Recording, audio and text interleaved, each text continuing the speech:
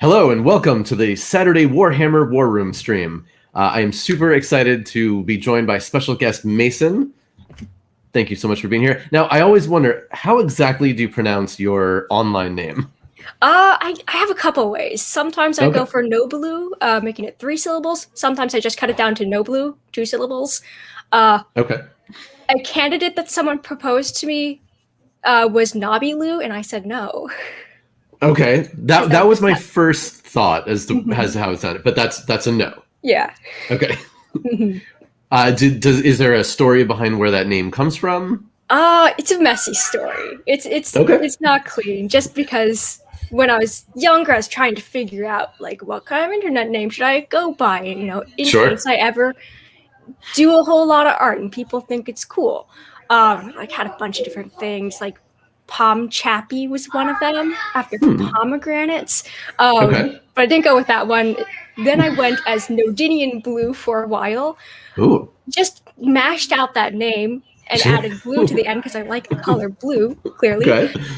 And then I was like, what if I shortened Nodinian Blue to something that's a little bit more comprehensive? And kind of Nobylu ended up kind of coming out.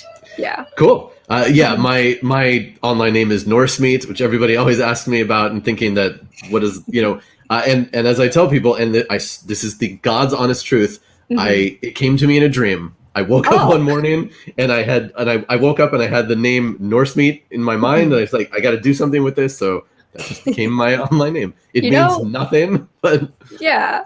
It works. Dreams better do something besides give me nightmares. Right.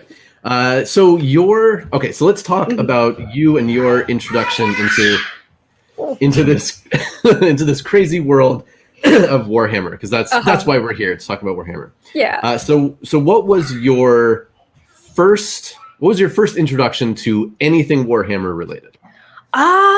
So I'd been vaguely like borderline aware of Warhammer for like I want to say starting in high school.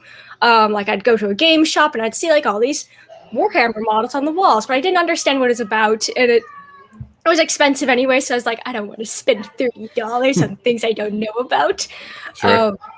Like I'd see like images of like Sisters of Battle online. I'm like, that's cool, let me look that up, and I'd see the Wikipedia page and I was like, no, I'm not reading that. But then a friend had a friend show him TTS, and then he sent me TTS, and so I watched it, and I was going through a really rough point in my life at that point. I was like, this is the only thing bringing me happiness right now, and it hooked me. I became obsessed. Okay, cool. Yeah. A lot of people that I talked to, their first introduction or their first experience was, I saw this cool thing in a game store, but I had no idea what it was, and it was really daunting. That's one of the things I try to talk to people about, and like Warhammer doesn't have to be so daunting. It definitely can be when you first witness it, but especially when you're looking at that Wikipedia page, you're like, I don't understand. There was a great meme that somebody just shared this past week that was looking at a Wikipedia page for a Warhammer subject, scrolling through 10 paragraphs and then seeing that the scroll bar hasn't moved yet. Because there's a lot. It's daunting. It's so daunting. But then you get hooked and you're like, so much content. Yeah, exactly. And I'm one of these people. I've gone deep into the lore. I've read almost every Horus Heresy book, and they're like 60 something by now.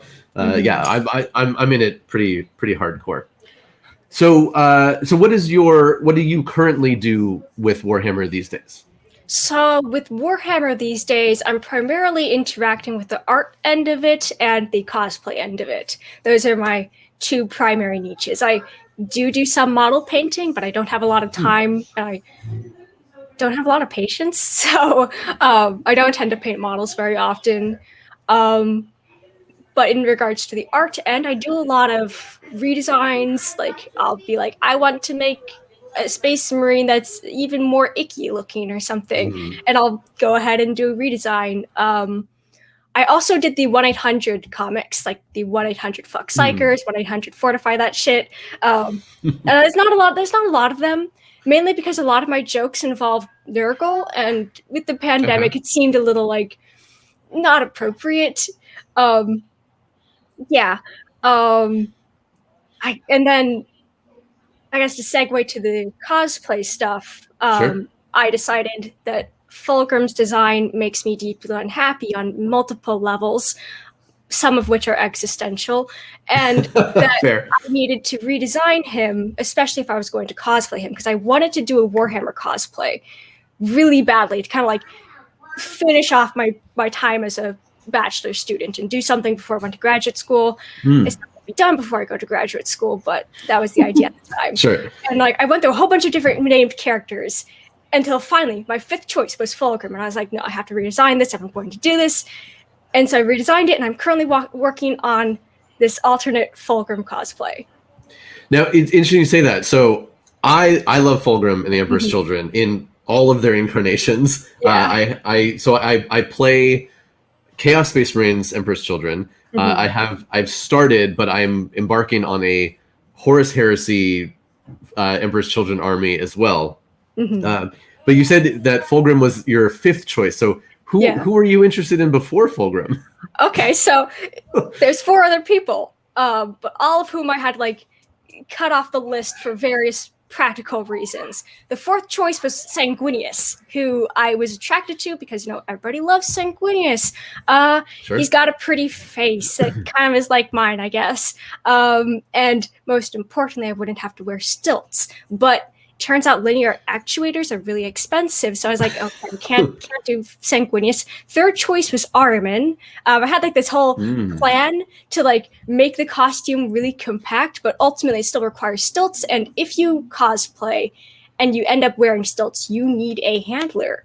And I'm moving where I won't have any friends to enlist in such an endeavor, so Sure. I can't do that. 2nd choice was Magnus, the 40k edition of Magnus. Okay. Which, there's a theme here. I keep on getting more ambitious the further I go on this list. Magnus, I couldn't do because of the wings. Obviously, linear actuators are expensive. Sure. But then also, it would require a muscle suit. And you could either get a really awful looking cheap muscle suit, which would make me feel terrible every single time I looked at it, or you can buy a muscle suit that's really nice, except these really nice muscle suits don't come in my size. I'm very small. Oh, okay. Interesting. Yeah, like they tend to cut out around like people who are 5'6". I'm 5'1", so it doesn't work. I have to imagine a good one is probably pretty expensive, right? Yeah. Okay. So like I was like going through my brain like I can do this, and I was like, no, I can't. Not right now. Not in my little apartment. And then my first choice is 40k Mortarian. Because I love Mortarian. He's icky, but I love him, and I love his model. That model is amazing. Yeah. I love the details. I love everything about it. But it's kind of the culmination of why all the other ones didn't work. Expensive, requires stilts, requires linear actuators for wings. I would have to invent a whole new way to do those wings because nobody else has done wings like that. And I'm okay with doing that, just I can't do that right now. Yeah, and his wings in particular are so unique. Yeah. I mean, I've seen people do cosplays of like feathered wings, so like I can imagine what Sanguinius wings would look like. There's actually a guy who lives somewhere here in the LA area. We've seen him at a million conventions, and he often comes as Hawkman. And he has like every version of Hawkman that's been in the comics. He has got a different costume for it. And he has, the whole thing. He's got buttons where they open and they close. It's amazing. Yeah. But I mean, Mortarian's wings, I don't even know how you would do that. I've got a plan. It's just that at the current point in time in my life, I would not be able to do him justice. And I am viewing all of my future cosplay plans as kind of building up to Mortarian, because I feel that Mortarian is not an if, he's a when, because I am going to do him one day. Okay. It's just a matter of when. As Arsenal Roy points out, so I also do Warhammer content over on Hyper RPG, and Mortarian has featured prominently over there. And I dislike Mortarian mainly because I've played against him many times, and I can't stand. I just like his design, and I like his lore, and I think he's neat. He is a sad boy, that Mortarian. Yep, but I like the sadness. and Games Workshop continues to add new stories about just how sad he is and how tragic his life story is. Yep. Yeah, we played a gigantic, basically an apocalypse game. So it was thousands and thousands of points. The game took the better part of 2 days, and I had this epic gambit set up where I was playing Space Marines, and there were Death Guard on the other end of the table, and I had this whole plan where it was on streaming, so people could purchase buffs for our armies, and I had this thing all set up so that I had a Land Raider packed with Terminators, and I got a buff so I could shoot it like all the way across the board. They all ran out. This was in the last edition when you can do some other crazy stuff. I had a Terminator Terminator Librarian. All he had to do was get off one spell to shut off Mortarian's invulnerable save, and it didn't work. And like the whole plan fell apart. And yeah, it was. I will never forget that. Yeah, it's always those that one traumatizing moment that makes you go, never again. Yeah, for sure. Okay, cool. So the Nightbot worked, and awesome. So please follow Mason. Super cool art and updates on the cosplay, which is really neat. Okay, so we're gonna circle back to that, but let us talk about some of the new information and previews from Games Workshop, because there was a really big one this morning. We knew it was coming. We knew they were going to talk about animation. Now, months ago, Games Workshop said we're really pushing the animation. We're going to do a lot of stuff, and they previewed a couple of things really, really briefly. They talked about some projects that they were working on, but it wasn't a lot. And then over the last few months, there were a couple more previews, notably prominent YouTubers who had created fan content for Warhammer started getting sucked up and disappearing. And now we see more of why that happened. So the first thing that you see when you open this page today, right up here on top, Warhammer Plus. Oh no. So bearing the lead a little bit, but later on this article, the way to get access to all of this animation is sometime later this summer. There's going to be a streaming service called Warhammer Plus that you will have to subscribe to in order to get all of this content. I don't like that. There are zero specifics here. Nothing about price. Nothing about how much there's going to be at launch or later. Exactly how you're going to get access to this thing. I mean, theoretically, it's going to be an app, but are we going to be able to get it through Roku or other things? Who knows? Everybody's making a streaming service nowadays. It's like, what's wrong with Netflix?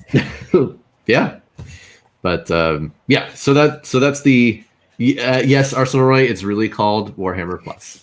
And that's like the most cop-out thing too, because like you got Disney Plus. It's like, come on. Yeah, and Paramount went the same way. Yeah, people are they're giving up. It's like, if it worked for Disney, we'll just do it the same thing. Yep.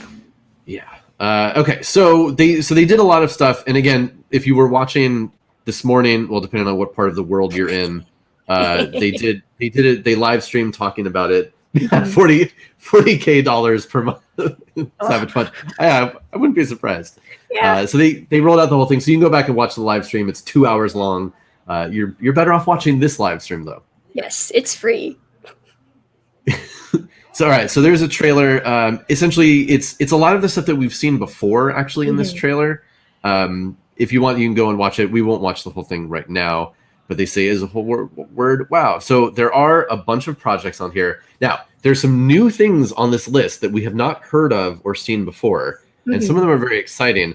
I think the most exciting is Astartes 2. Now, we know that the Astartes creator, Sayama, was picked up by Games Workshop. And so we're going to get more Astartes. What exactly that's going to look like, who knows? But I mean, he was doing really well by himself. So I imagine just smoother and better and stuff. Hopefully, that's my hope. Yeah, and for those of you, if you watched Astartes but you didn't keep up with everything, essentially, So Astartes is it was a web series. You can still watch it now on Games Workshop's website. There's a link to it somewhere.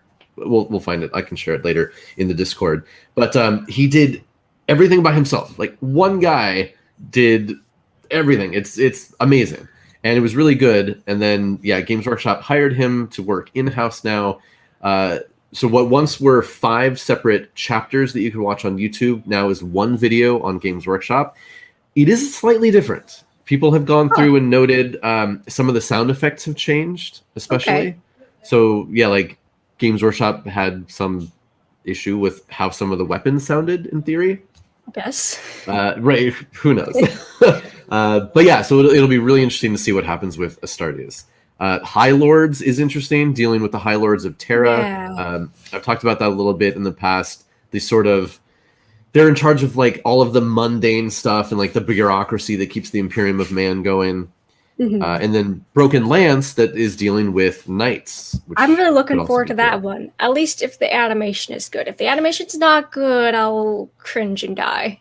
Yeah, and as we've seen in the trailer, which everyone can go and watch, there's a great mix of animation styles here, from like Flash type animation to things that look like 2D animation. I don't think many people actually do hand drawn animation anymore, but it looks like it. So there's a lot that they're working on, a lot that's coming. They gave if the little logos weren't good enough, you can see big logos, which I think is kind of silly. I found it interesting that they were like, we're going to tell you about them all, but we're only going to include like a sound clip. And we're going to back them all with the same music sound thing. So then they're all going to blur together in your mind. Right. So you try to think, well, wait, which one was that? Oh, yeah. Except for Astartes, which was just stomping, which I think I appreciated. Yeah, I mean, there's just Space Marines clumping around. Black Talon here is a Age of Sigmar animation, so they are. It's not all 40K, so that's. I think that's good that they're break diversifying a little bit. Some do deal more with. Where was it? So Prius Nexus obviously is going to have Necrons. I'm looking forward to that one. And then what was it? The Exodite, which we've talked about before, is mainly about Tau, but also will clearly encounter some Eldar. Okay. Some planet, maybe dinosaurs. We'll see. Yeah. And then there's like a one line about most of these things. So it sounds cool. There's definitely a lot of projects here. If you're interested, you can watch the first about 7 minutes of Angels of Death, which is made by.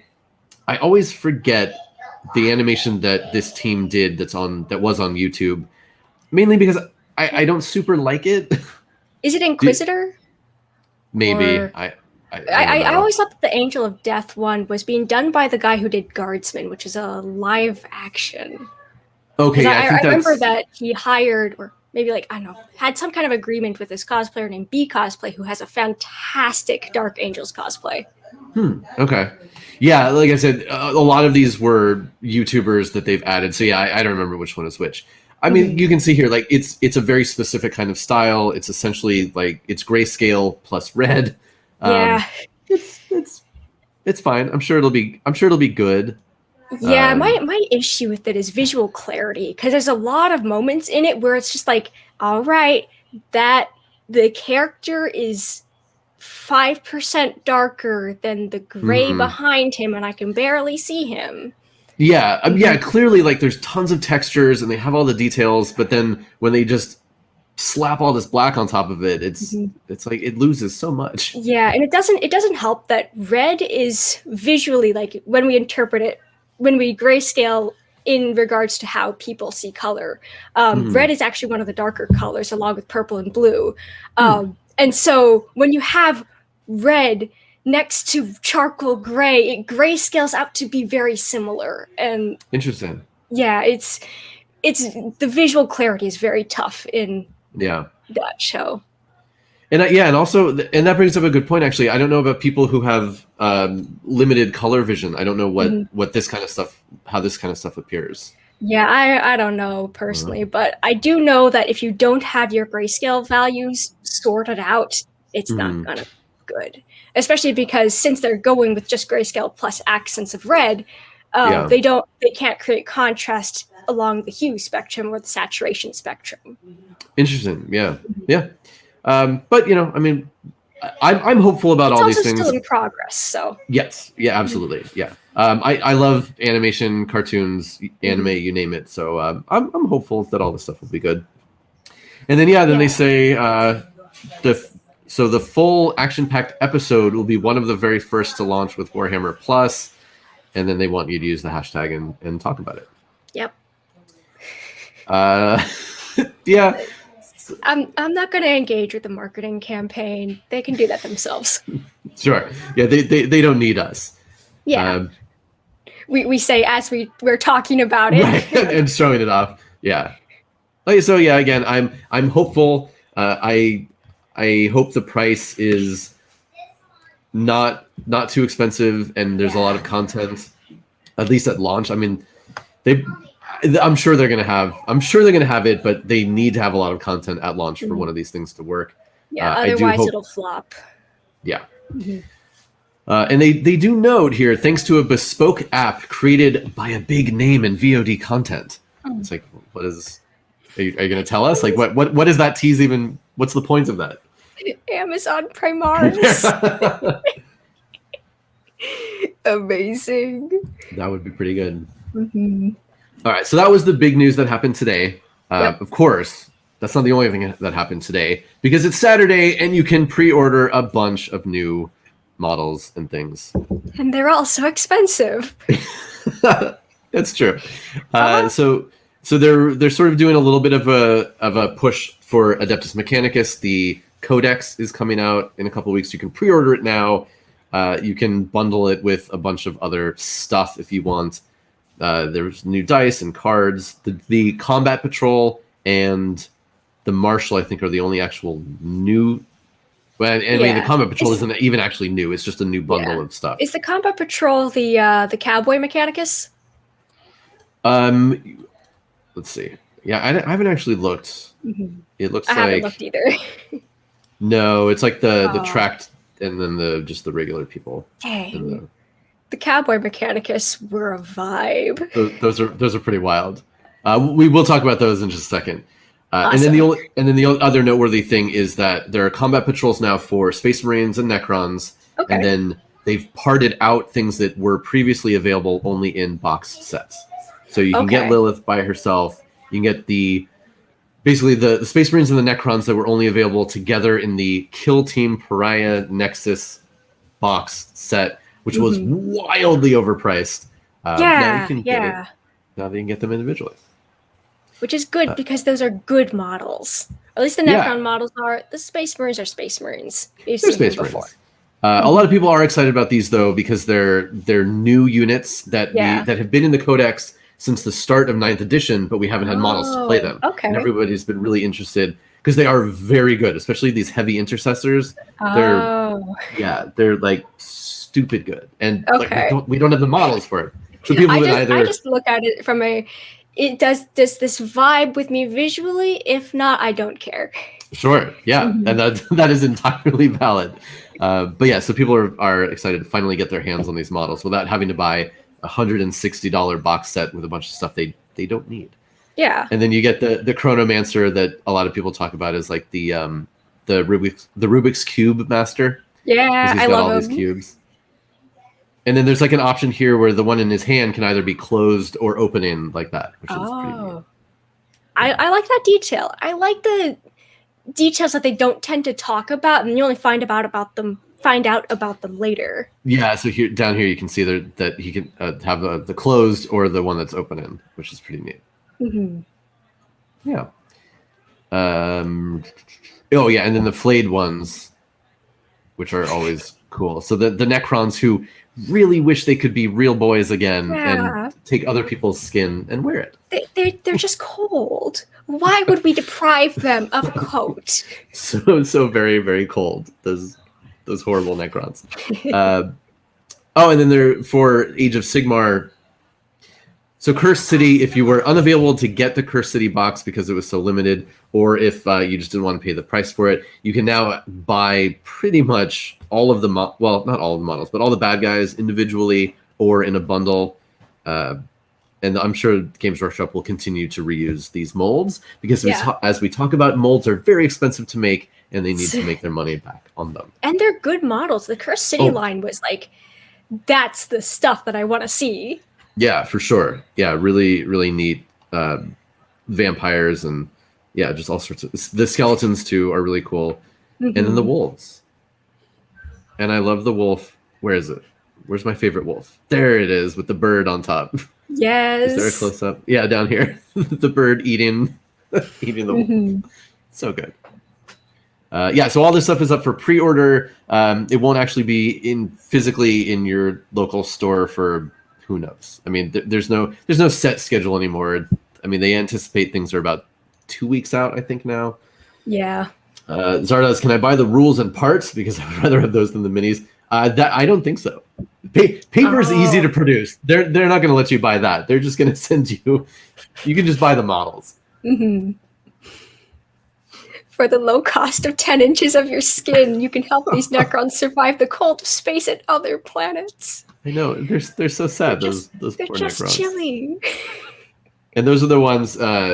yeah, if you're not super familiar with the Necrons, again, it's basically they're like soulless robot automatons who used to be a race of living, breathing creatures a long time ago. But yeah, these are like there's something a little bit wrong with their programming, and they want skin. They don't have any guns; they just have big claws. So they are a melee.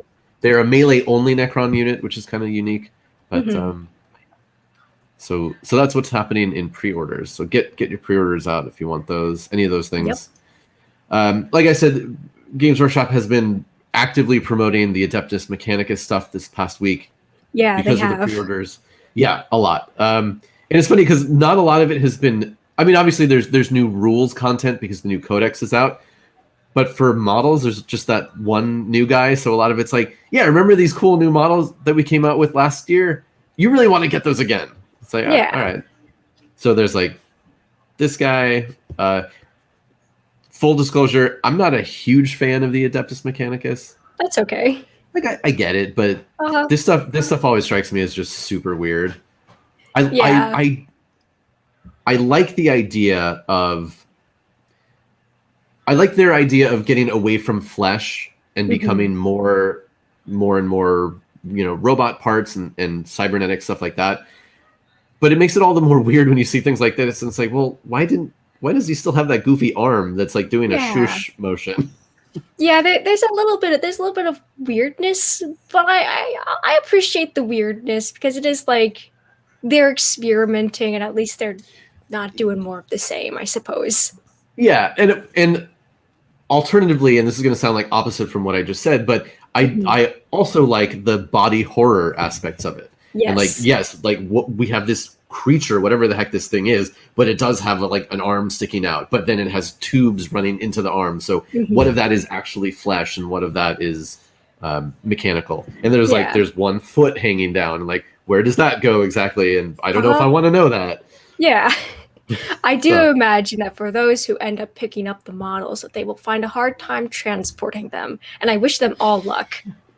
Yeah, I mean, you can see it without a turnaround, but you can see down here on the lower body, there are lots of things that are coming off of that. So it's going to be a very interesting 3D situation. Like even with more robust models that I only use for D&D because I am our primary model supplier, bits still break off. Like I've got a little plague walker over here who's missing his axe head because that broke off, and I was like, why the axe? He needs that. Yeah. With all my Chaos Space Marines, I deal with a lot of. Did I just lose my? Oh, I lost it. Okay, there we go. Yeah, I deal with a lot of spiky things, and it's always a challenge. Yeah, I do like that they painted the skin to be more bluish, almost like it's preserved, like they dumped it in formaldehyde for a while, just because. Technically needs it until he gets the upgrade, but for now he's going with the iPhone X instead of the iPhone 12. Yeah, it definitely gives it more of an inhuman aspect to it, which is cool. Yeah, Undead Saints fan, I don't know why he is definitely Shushin. That's like very specifically the the pose here. Yeah. Okay. All right. Hold on. The closer I look, there is another hand. I think he's doing this. There's a robot hand. It's kind of hard to see unless you look really closely. So he's doing one of these. Okay. Then why is he doing Naruto signs at me?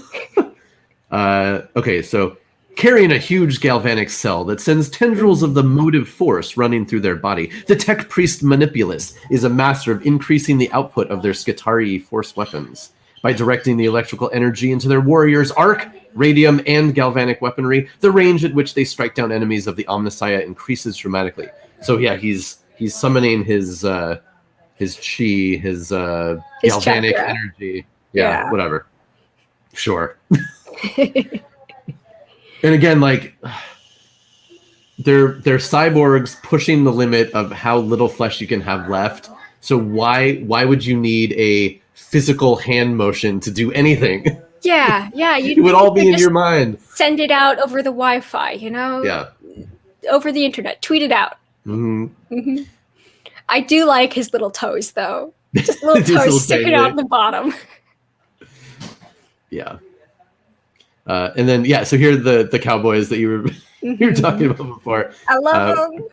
Again, just so goofy. But yeah, these are great.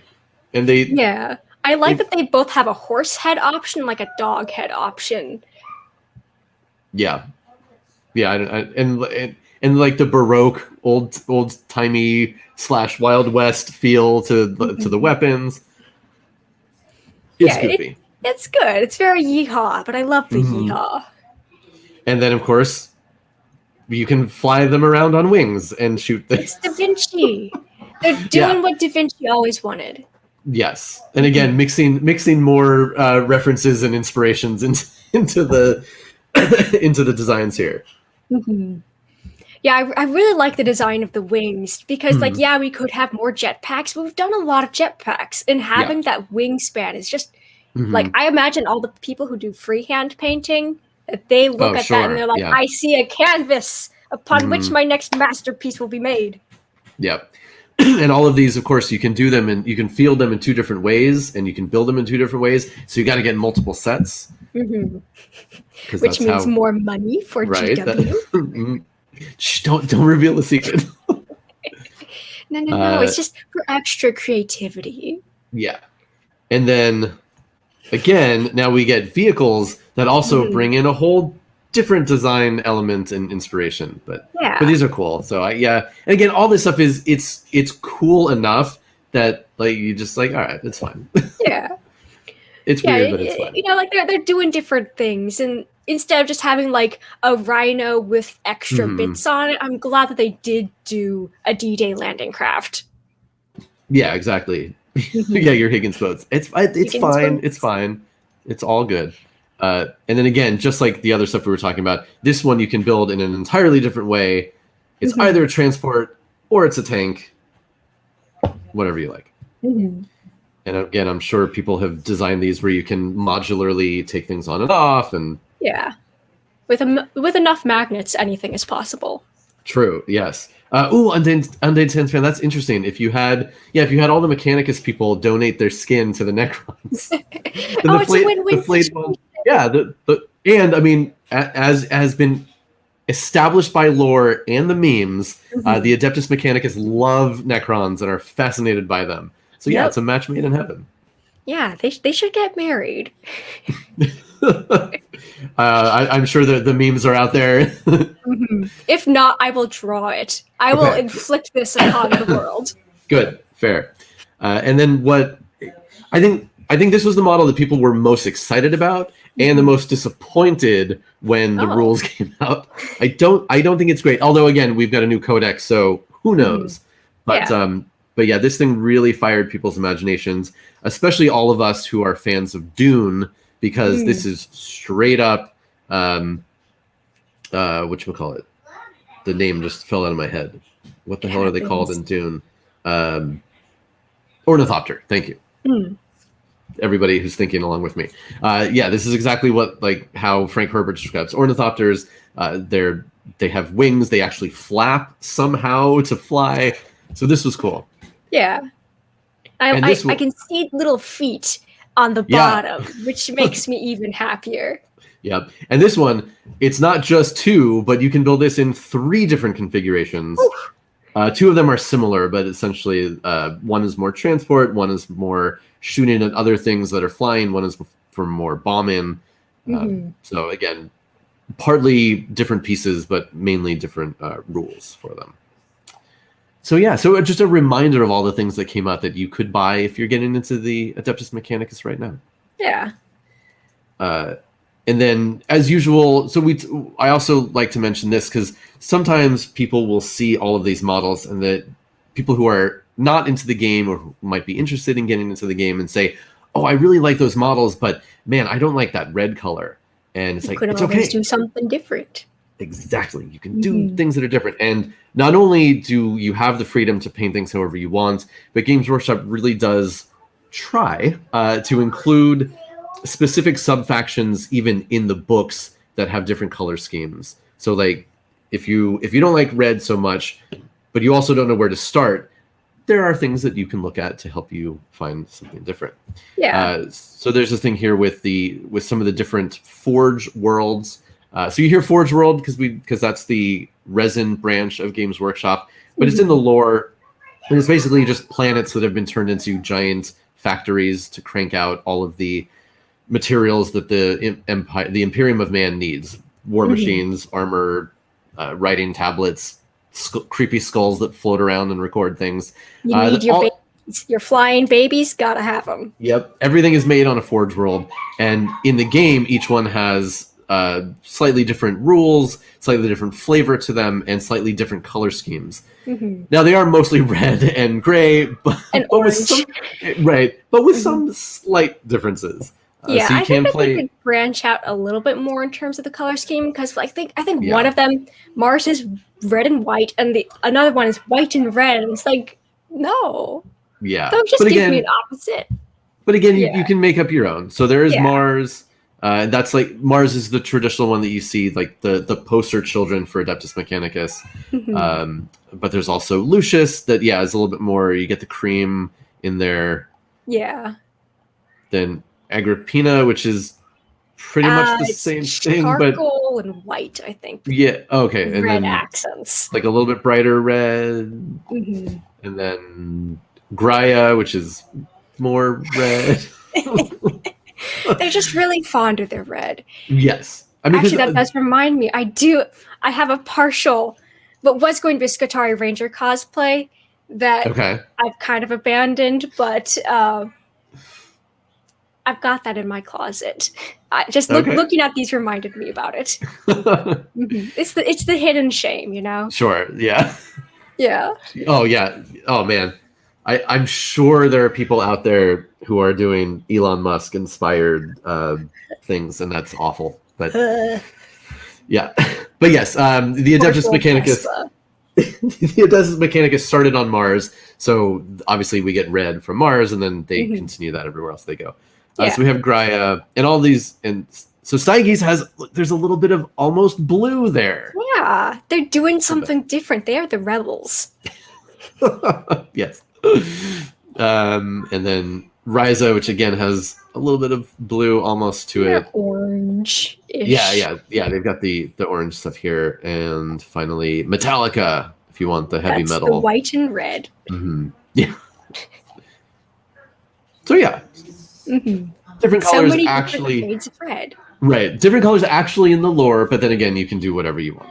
If you want to do yours in blue, do yours in blue. It's great. Yeah, I like to say that if you want a canon reason why, say, like your Ryza people are blue or something, just say they're colorblind. They didn't know that they were painting it incorrectly. Sure. Yeah, that works.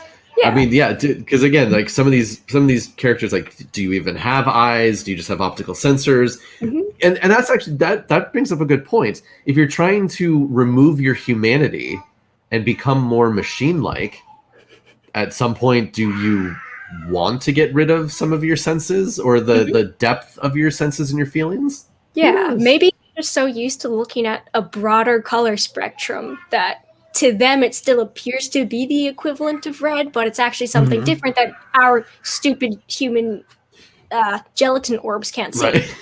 Yeah. Or maybe again you want to limit your experiences with the world so much that you do switch to just black and white. Yeah, I can think of a lore reason that would work with that. Sure. Plenty of excuses. You just gotta think. Yeah. So this is fun. So sometimes Games Workshop will just show off just pure model porn, and that's what this one was. So again, we've talked about Necromunda. It's one of their boxed games, so it's separate rules, but it does take place in the 40K universe on a planet called Necromunda that's all hives, so these gigantic continent-sized cities, and you play gangs fighting other gangs down at the bottom. But this terrain is just like the most amazing thing ever. And they say, like, yeah, you can build this too. You just need a whole bunch of the modular kits. Yeah. Okay. Buy 5 of them. Do it. Yeah. But this thing is awesome. Because, when you see most terrain and you see most game boards, things are really spread out. You'll have some buildings and, and rubble and trees and things that are a bit taller. But you don't often see terrain that's, like, purely vertical. Yeah, but it makes sense because Necromunda is a hive world. It's all built on top of each other. If a single square foot of space isn't being utilized for 10 minutes, it is a shame. How dare it? Underutilized. Exactly. Yeah. There was a YouTube. Which YouTube channel was it? I want to say it was it Mini Wargaming or was it? I think it was probably Mini Wargaming. But in one of their narrative story series. They have Zardoz. It was probably them, but they have a vertical board where they were playing. Was it Necromunda or was it Kill Team? But essentially, they had people fighting and then like going up and down ladders and things, and it was really cool. You have to fudge some of the rules a little bit. Yeah. If you're dealing a lot with vertical movement, but it certainly can be done. Yeah, this thing is just super rad. And again, like the level of detail in here. I mean. For the average hobbyist, this would be like a lifetime project. Yeah, or at least for me. That would be multiple lifetimes for me at the rate I paint. I've actually got the Adeptus Mechanicus terrain under my desk, unpainted, because I want to buy crackle paint or crackle acrylic paint. That'll break up. Then that requires spending money, and I don't want to spend money. But then I won't paint my models, but I got to spend money. It's a vicious cycle. It is for sure. I have many unpainted models. One day they'll be painted.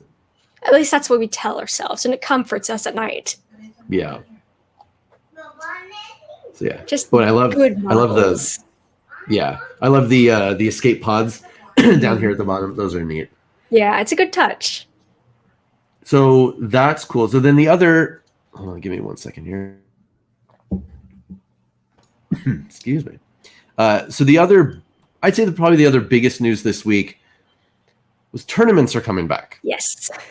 Because, I mean, we all expected this. As soon as pandemic restrictions got even a little bit less, boom, everything is going to open up again. They're going to try to cram people into all sorts of stuff. So I've talked about this before, that Games Workshop they have a bunch of different kinds of tournaments that they do. There are like super official ones that only take place at Games Workshop facilities, mostly in the UK.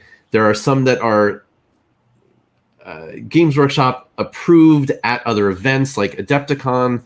And then, there are all sorts of things that you can do independently, and the ITC is kind of, it's muddled. But now, this year, they have an official United States championship grand tournament thing that's happening.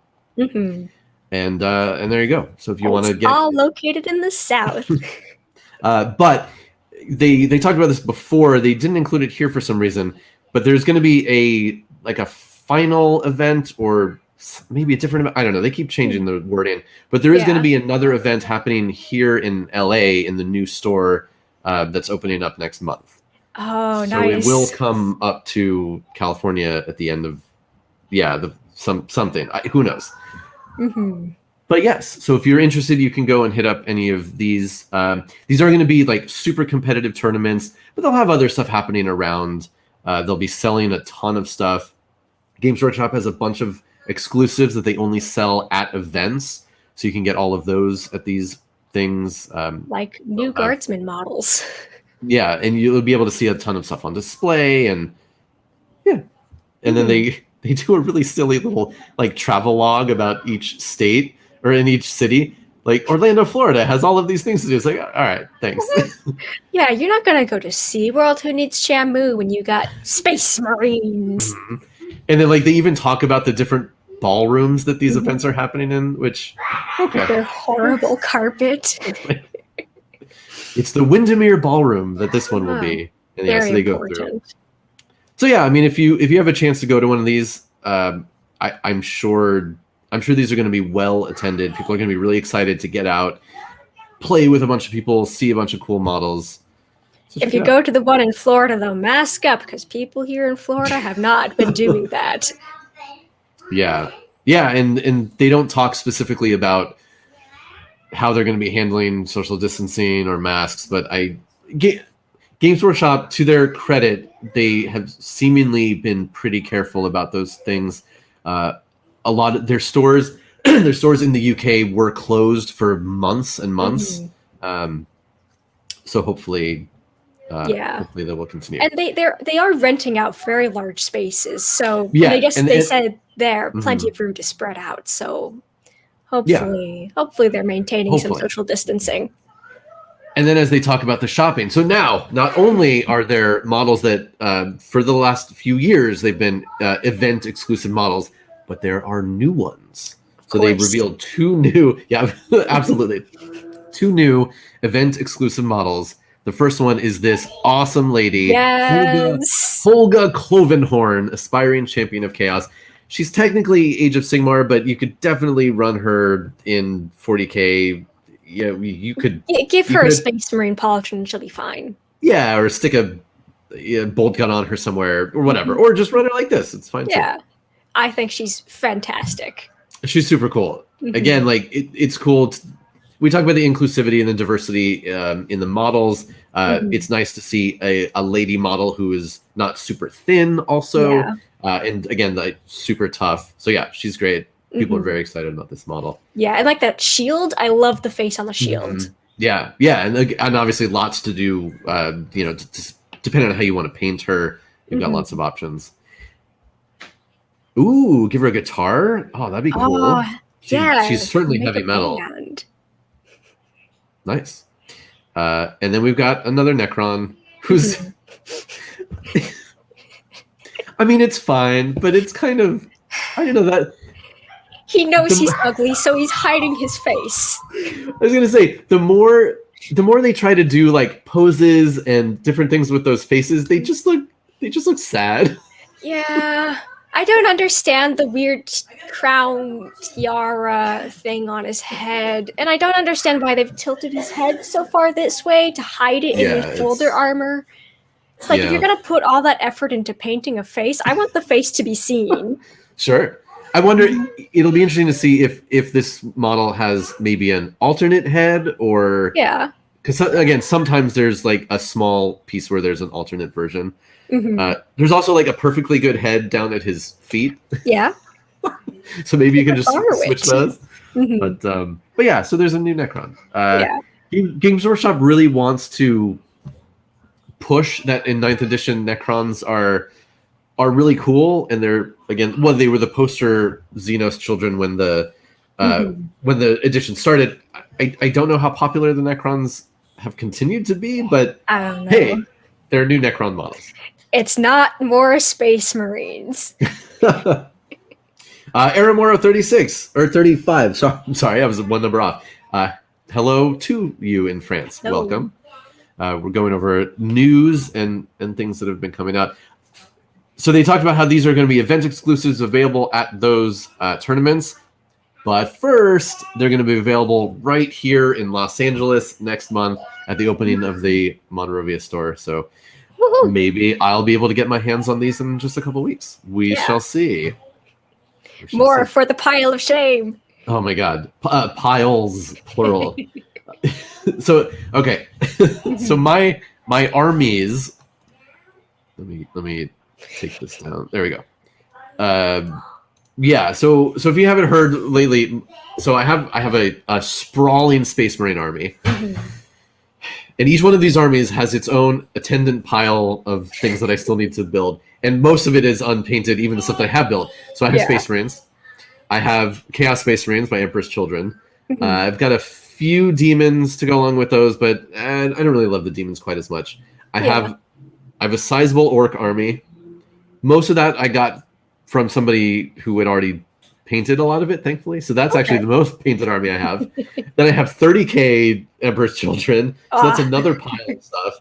So many pink boys. Yeah. Well, it's funny you say that. And yeah, as Undead Saints fan asked, so pink is my favorite color. And for a long time, one of the reasons why my regular Loyalist Space Marines are unpainted is because I couldn't decide on what color scheme I wanted. I wanted to come up with my own chapter for them, and I bounced back and forth between a couple of different color schemes. But at the end of the day, it's like I like pink. I want to paint them pink. Yeah. So no matter what army I'm playing, it'll be pink. But I want to do something a little bit different because the 40k Emperor's Children are like this. So there's like this is actually more vivid than a lot of the depictions of those. It's more of like the washed out pink. So one of the projects that I've been working on is trying to find the right paint from the pink that I want. And it's been very difficult because I wanted something really vibrant and bright, but all the pinks that you get from Games Workshop they're on the pale end. So what I found out was, and has been very interesting, but also a very slow process. So my wife makes soap, and she deals with all these interesting color things with micas and pigments. And I found that she has this. And my color is not exactly right, but this is like super bright hot pink. So I've been getting pigments and making paint out of pigments. Yeah. Which has yielded things like this tester, oh my gosh, which is pretty cool. So I'm getting close. Yeah. So my Marines are going to be something like this. Yeah, but I want like super hot pink Marines. Yeah, that's a powerful color. I can say that I empathize with trying to find the perfect color because I went through a lot of pain to get this paint swatch. It's actually a 1-to-1-to-1 ratio of 3 different colors, two of which are transparent and required another paint to make it opaque. Wow. A very small amount of a color shifting paint that goes between gold and violet, but if I went only with that color, then I'd blur out the gold. And then on top of this, and it's very hard to see on camera, I have a glaze of violet, blue, and gold color shift glaze. Yeah. So it's very sparkly and very shiny. Looks fantastic in real life. Cameras don't pick it up well, though. Sure. Yeah, of course. But it's the color I wanted, so. Awesome. Yeah, and again, like for those of us who are looking for specific custom colors, the lengths that we have to do for testing, number one, but even once we find it, it's like, okay, so I want to paint, 100 models in this color. Well, then I have to do a lot of math and extrapolate because, okay, how did I mix up the amount that I just needed to paint one? Will those proportions work the same if I'm making a large batch? I don't know. Yep. So much testing, so much time. Yeah. When I was trying to find the perfect gold for Fulgrim, I went through 7 different acrylic paints. Yeah. Yep. And then not only was I testing the hue of the paint and like how good it covered and stuff like that, I was also testing it based on how it reacted to not my priming layer, my sealant layer, to see how reflective it is, because that's a goal with Fulgrim, to make him very reflective looking. And so I have to go in with a layer of Flex Bond first to seal the foam and to make it really smooth, and then Plasti Dip to ensure that the Flex Bond doesn't react with the water in the paints and reactivate and become a glue and make the paint less reflective. Yeah. Okay, well, we're gonna get back to that. So Aramoro asked about Curse City. So I decided not to pick up the Curse City box. Models are great, but I don't need another boxed game around that I'm probably never gonna play. Yep. And it was interesting what happened with that, because there was a pretty strict allocation by Games Workshop, but at the same time, a lot of independent stores ended up with a whole bunch of them. So it depended on where you live. It was not necessarily super hard to find one. There are definitely areas where it was impossible. And for the people who live there and who wanted one, I feel your pain. But around here, like if I had really wanted one, there were definitely some I could have picked up. I will probably end up picking up some of the single models because they are so cool just to have for other things. But yeah. Okay, so one of the things that I'm fascinated by is, as you were just talking about, so the whole cosplay world. So I've never done cosplay. I mean, as a kid, like I would have costumes for Halloween, but I never really went beyond that. I'm a person who I run very hot. So if I wear a lot of clothing, it's a nightmare for me. So that number one limits what I can do with cosplay. I'm very particular about my facial hair, so that's another thing that limits me about cosplay. A lot of very like baby-faced characters out there. Sure. Also, typically when I go to conventions, I'm working in some capacity, so that also limits. But but cosplay is something that very much interests me, and especially just the sheer amount of work that goes into making these things is amazing. And like you were saying, just the idea that, okay, I'm going to paint something, but wait a minute, if it's a costume piece, I have to think about how it's going to react with the materials that are underneath it, how it's going to move, what it's going to do with, like that kind of stuff blows my mind. And I'm so impressed by cosplayers who make this stuff.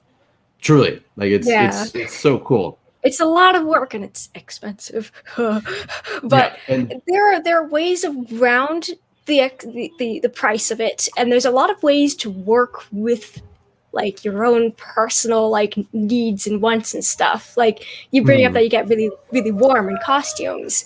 Like there's a few ways around that. Like there's ice vests that a lot of fursuiters wear. Some marine cosplayers wear.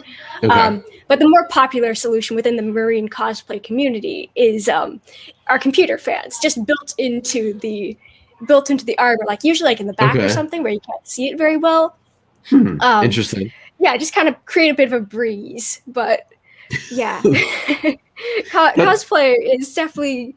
It's not comfortable. We can try to make it comfortable, but it's never going to be like wearing a t-shirt. Yeah. Okay, so you decided on Fulgrim for your Primarch cosplay experience. Let's say. Let me bring up. So I have some pictures of Fulgrim we could look at, and I want your thoughts on them and how you took the designs that Games Workshop has provided and what other people. So some of these are official Games Workshop artworks, and some of these are fan art that I just got randomly, and I don't know exactly where I got all this stuff, but I do have a. Oh, hold on. Let me do one thing first. Okay, fit in the window. Share that one. Okay. All right. Okay, so when you see something like this, what does this tell you, and how do you feel? Can we zoom in a little bit more on Fulgrim? So unfortunately, this this is kind of a smaller image, so it's gonna get a little pixelated. Yeah, I feel like they did a really solid job with him. Like kind of sprucing him up a little bit details wise, but they really stuck with the design provided by Games Workshop. They did make the eagle bigger, which I really appreciate. Yeah. One of my gripes that I mentioned in the only video I have on my YouTube channel, and will probably remain the only video on my YouTube channel, one of my gripes is that the eagle wing was way too small, and I was really upset about that because that is a really big thing with him. I am noticing that they're continuing the trend of making his hair flowing instead of like having it hanging down, which is, I theorize that it's because if they had it hanging down, they'd have to have it content with the ultra wide collar. And it'd have like drape and stuff. And I've got plans on how to avoid that kind of thing with my own cosplay, because that's a thing that'll make me sweat. Sure. Yeah. So, yeah, I'm also noticing, I think it looks like they've made the corset section a little bit larger, but they've made belts, which I think is interesting. Yeah. There's definitely something off about the proportions. Yeah, it's a little bit funky, but I also can't throw stones because my legs, whenever I draw characters, their legs are like into the sky. Okay. Yeah. Yeah, I don't hate this one as much as some of the other ones. Yeah. But yeah, I don't know. There's something about it that I don't love this one. There are other ones I like more. Yeah. They did a fantastic job on Ferrus Manus, though. Yeah. Okay, so I know you've talked about this one.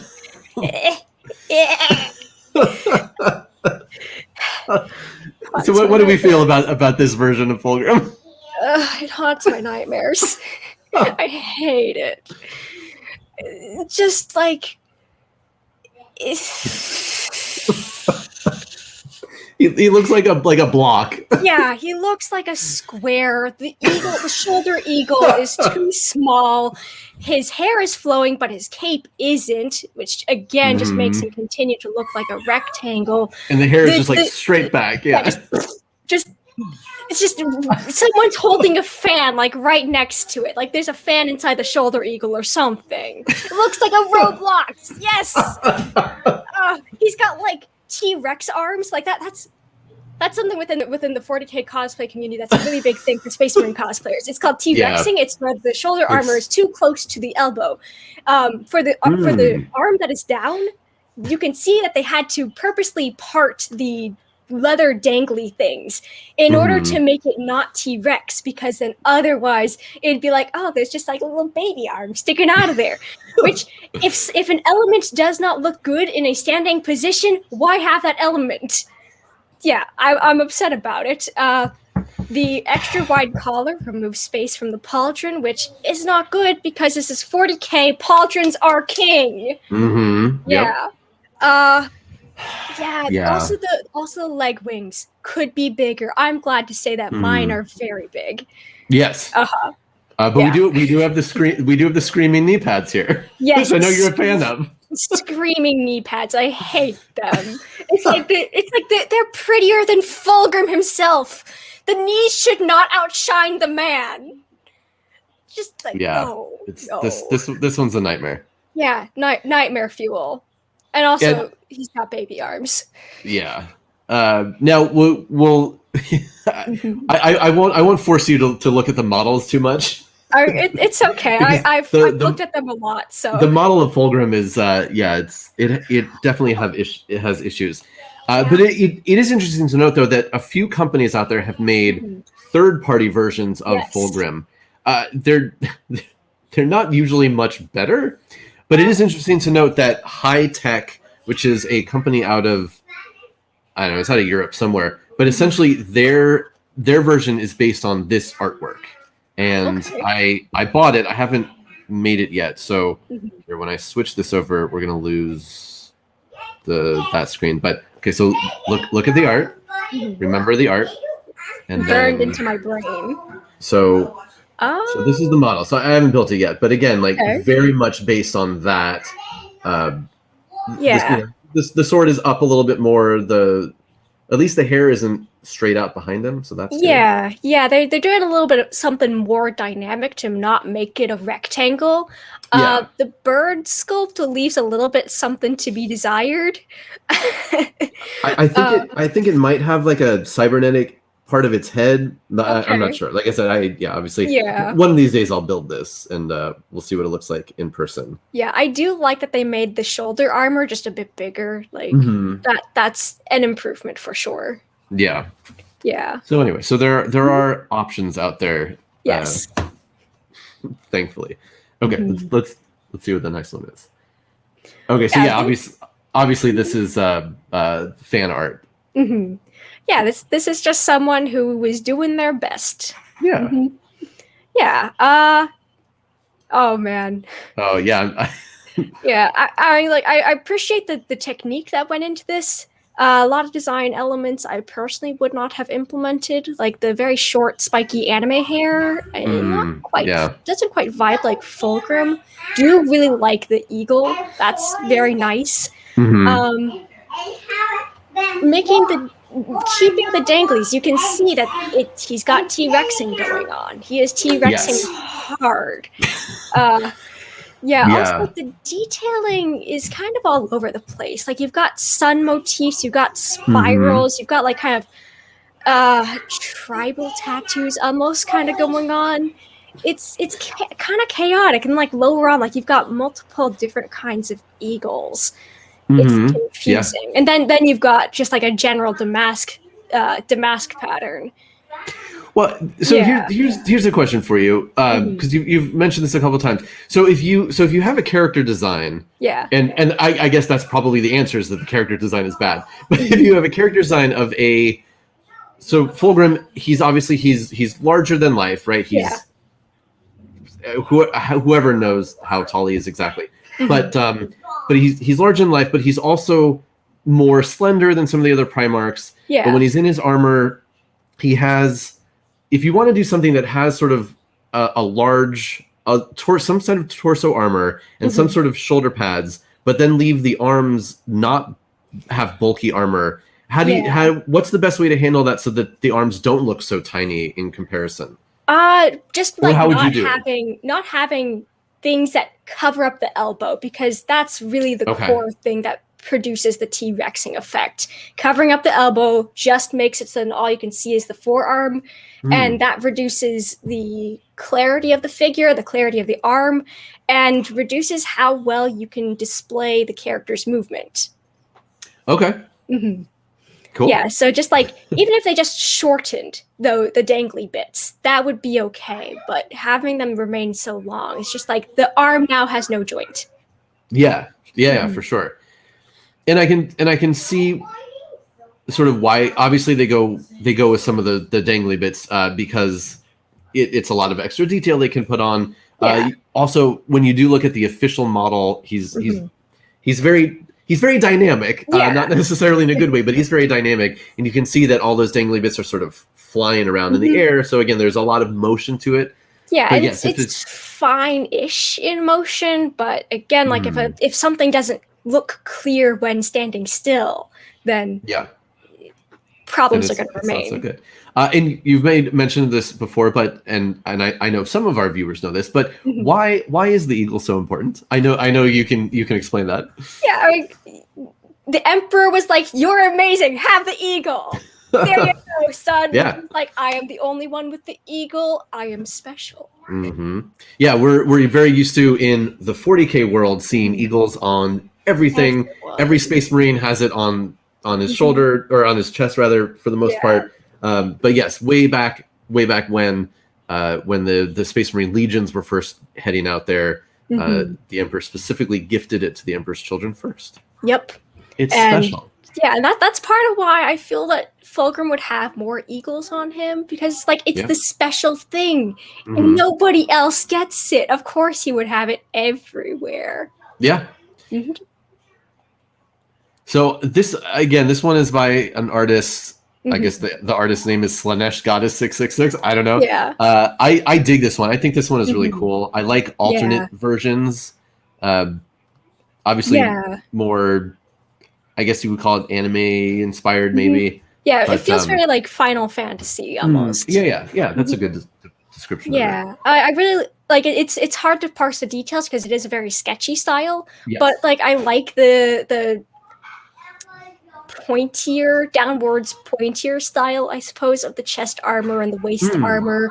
Like something that you do when you want to portray that a character is armored but also kind of skinny, I guess, is only having armor on the center and then leaving their sides unarmored. You see it in the Drukhari models, actually. Just kind of maintain the wasp waist silhouette. So I kind of like that they've implemented that. Zardoz is head off center. I mean, it's turn, so don't know. It looks. It's hard to tell. But it's also a drawing that's not particularly rendered out as fully. Yeah, that's true. Mm-hmm. Yeah. So this is interesting. Plus 10 points for Mega Wing or Mega Eagle. But it's so far down. Yeah. So Now this one, this is fan art as well, and there are some issues with like layers, and I think components were done in different layers, maybe because like he's not actually like this. There's a weird thing going on with how he's holding the staff. Yeah, and, like the chest is kind of at a weird angle, but yeah, like this is someone who wanted a very bold pose, but was maybe like a little bit unsure about how to execute it. Which, you know what, I understand. That happens to me all the time. Sure, but yeah, like and the sword is just kind of floating in midair. I don't know what that's supposed to be doing. I'm not sure either, but it's vibing. Yeah. Yeah. Oh, hi, Jerry. My cat just came up to me and surprise tapped me cat. with his paw. He does that sometimes when he wants my attention. It is clearly time for attention. So this one's a little bit more wild. It's kind of cool. More getting into like the transformation. When with this image at first, people were like, "Wait, which Primarch is this?" But yes, this is Fulgrim. You can see the purple. I can see why people would think it's sanguineous. Yeah, there was a little bit right, and obviously the wings. But yes, he's about to ascend to demonhood. So I like the claws in the background. Now I think this one does better with the T-Rex arms, right? Because the decorations don't go all the way down to the elbow. Yeah, you can actually see the elbow, so that's like yes, you get that elbow visibility. I really vibe with how they did the shin armor. It just like the silhouette of it feels very very solid to me, very strong and chunky, but like in a good way. I also like that they changed the faces on the knees to lions. Like that's a good change. It's not just screaming faces. All the time. Yeah, not screaming. Yeah. It doesn't always have to be screaming. Yeah, now like the contrast could be a little bit clearer, just so then we could see all these fantastic details. But sometimes you just need like a very dark picture. Sometimes. Yeah. This one. Is cute. I like that one a lot. I looked at it a lot when I was looking at. Oh, really? Things to potentially change about my Fulgrim design. Okay. I like the chest eagle design. It's like definitely different. Yeah, it's different. When I was and like something to consider, I guess, when I think about these designs, is like I'm specifically going for something that I will be wearing, and so I'm thinking about how I would be implementing that and how comfortable it would be to wear. And like while I was really attracted to that eagle design, like sticking out of the chest, I kind of had this feeling that it would be a little bit uncomfortable. So that thing looks like it would catch on anything that happened to go by. Yeah. And especially if you're wearing a big wig too. I'd worry about that. Yeah. So like it's a good design, but whether or not I would implement well in real life, a little harder. I also really like the shape of the belt, like the downwards V shape. I kind of implemented that in my own design. It didn't show up very well when I made it, but that's just something that happens sometimes. But yeah, I really admire the dedication to making Fulgrim the pretty boy he is. Sure, yeah. So I think it's plus 10 points for the massive eagle wing, but we got to subtract points for the T-Rex arms, right? Because the decorations go to All right, got it. Yeah, like at least they're kind of spaced out, so we can kind of glimpse a bit of arm, but a little bit of T-Rexing. So depictions of Fulgrim, because of Games Workshop has issues with sexuality and gender and talking about things that are related to Slanesh and Emperor's Children and things like that in general. So you'll see, especially fan art, going further into playing with Fulgrim and these ideas about like are things more. androgynous in general, or are they more like shifts in what things look like in different genders and all sorts of kind of things? So I like to see that in the artwork, because I think there's a lot of room to play around and look for different depictions of things. Yeah, especially because Games Workshop themselves seem really allergic to portraying characters as beautiful. I call it the ugly, bald, old man syndrome. And for each character that's not ugly, bald, and old, they have to make the character less attractive if they're not like bald or old or something like that. And because Fulgrim is none of those, they're like, oh shit, we have to make this man look like a troll. That's fair. That's a really good way of putting it. In my models, very, very few models are unhelmeted, because man, I don't like unhelmeted model heads. Yeah. Both because it's silly, because why would you go out on the battlefield without a helmet on? But also, most of those models, the faces are so ugly.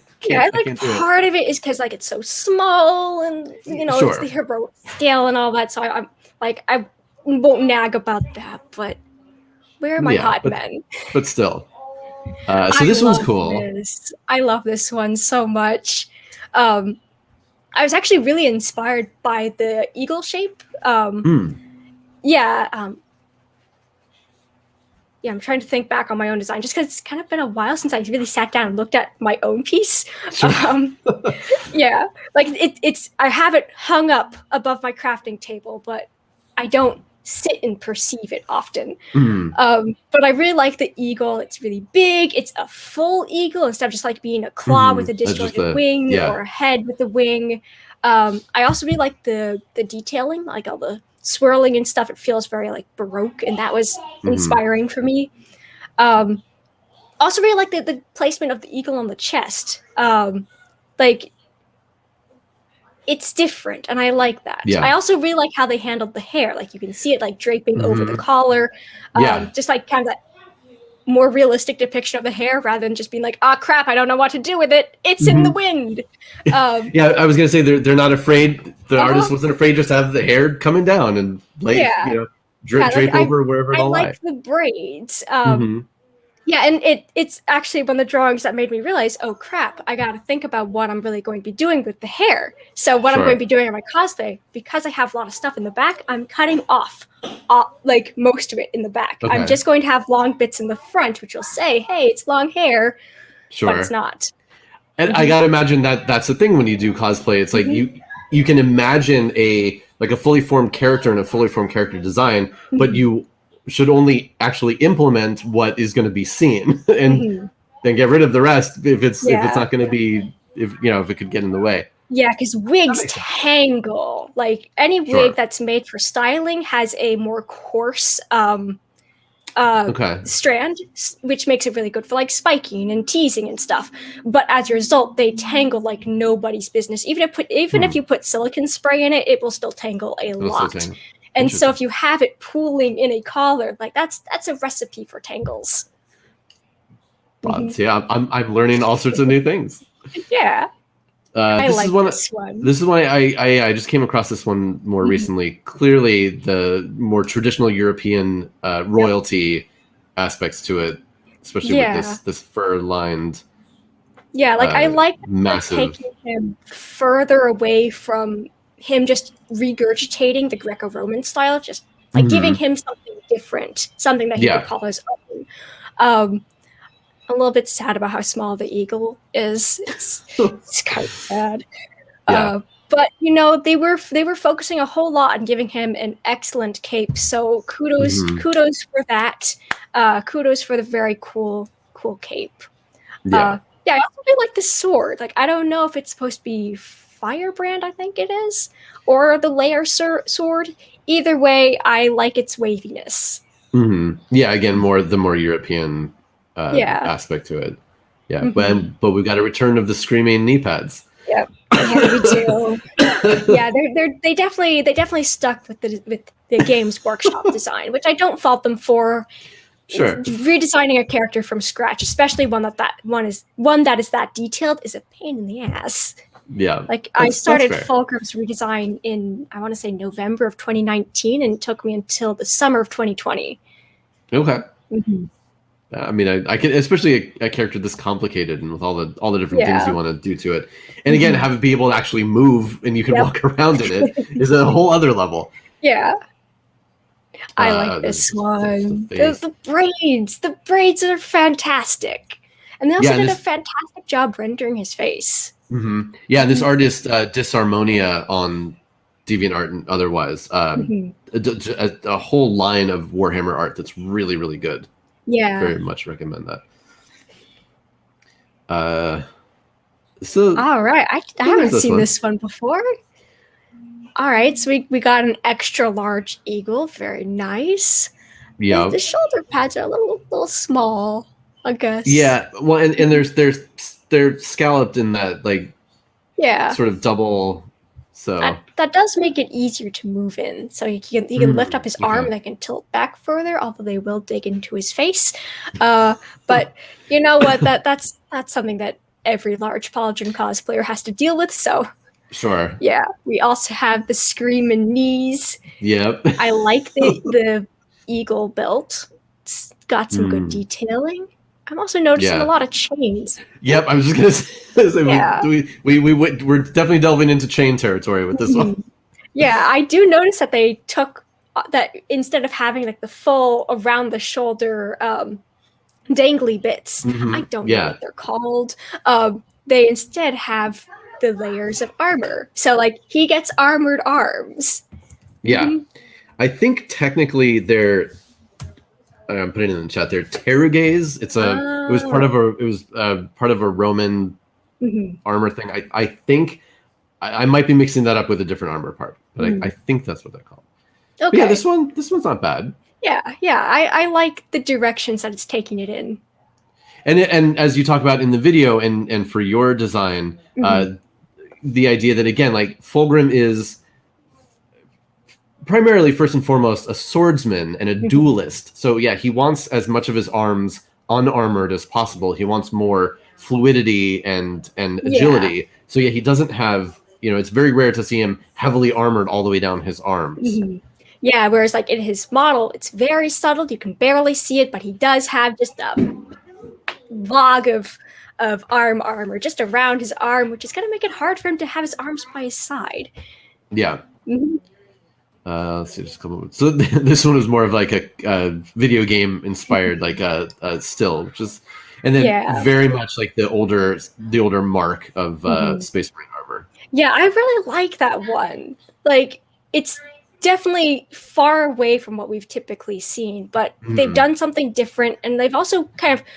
Something that bothers me a lot about his design is that it doesn't connect well with what his troops are wearing and what a lot of other people are wearing, except for Angron. Angron, silhouette-wise, is almost exactly the same as Fulgrim when you cut away like all like the character-specific details. But yeah, like I like what they've done with him. I like that they've done away with just like the merging of the collar. Hi, Jerry. Of the collar and the chest plate, just like making a flat wall. Like they've got some definition. I appreciate that. Yeah. I also appreciate the shininess of Ferrus Manus. Just like that's good. Yes. And yeah, for those of you who don't know or haven't delved deep into the lore, so Fulgrim and Ferrus Manus were best buds amongst the Primarchs, which actually has yielded some pretty interesting stories, both in the lore or from the official lore, and lots of them outside the official lore. Yes, because it's definitely an instance of opposites attract. Fulgrim is the fanciest, the flashiest, the showiest of all of the Primarchs, and Ferrus Manus is one of a couple that are just like they're super dour. They're all about just get the work done.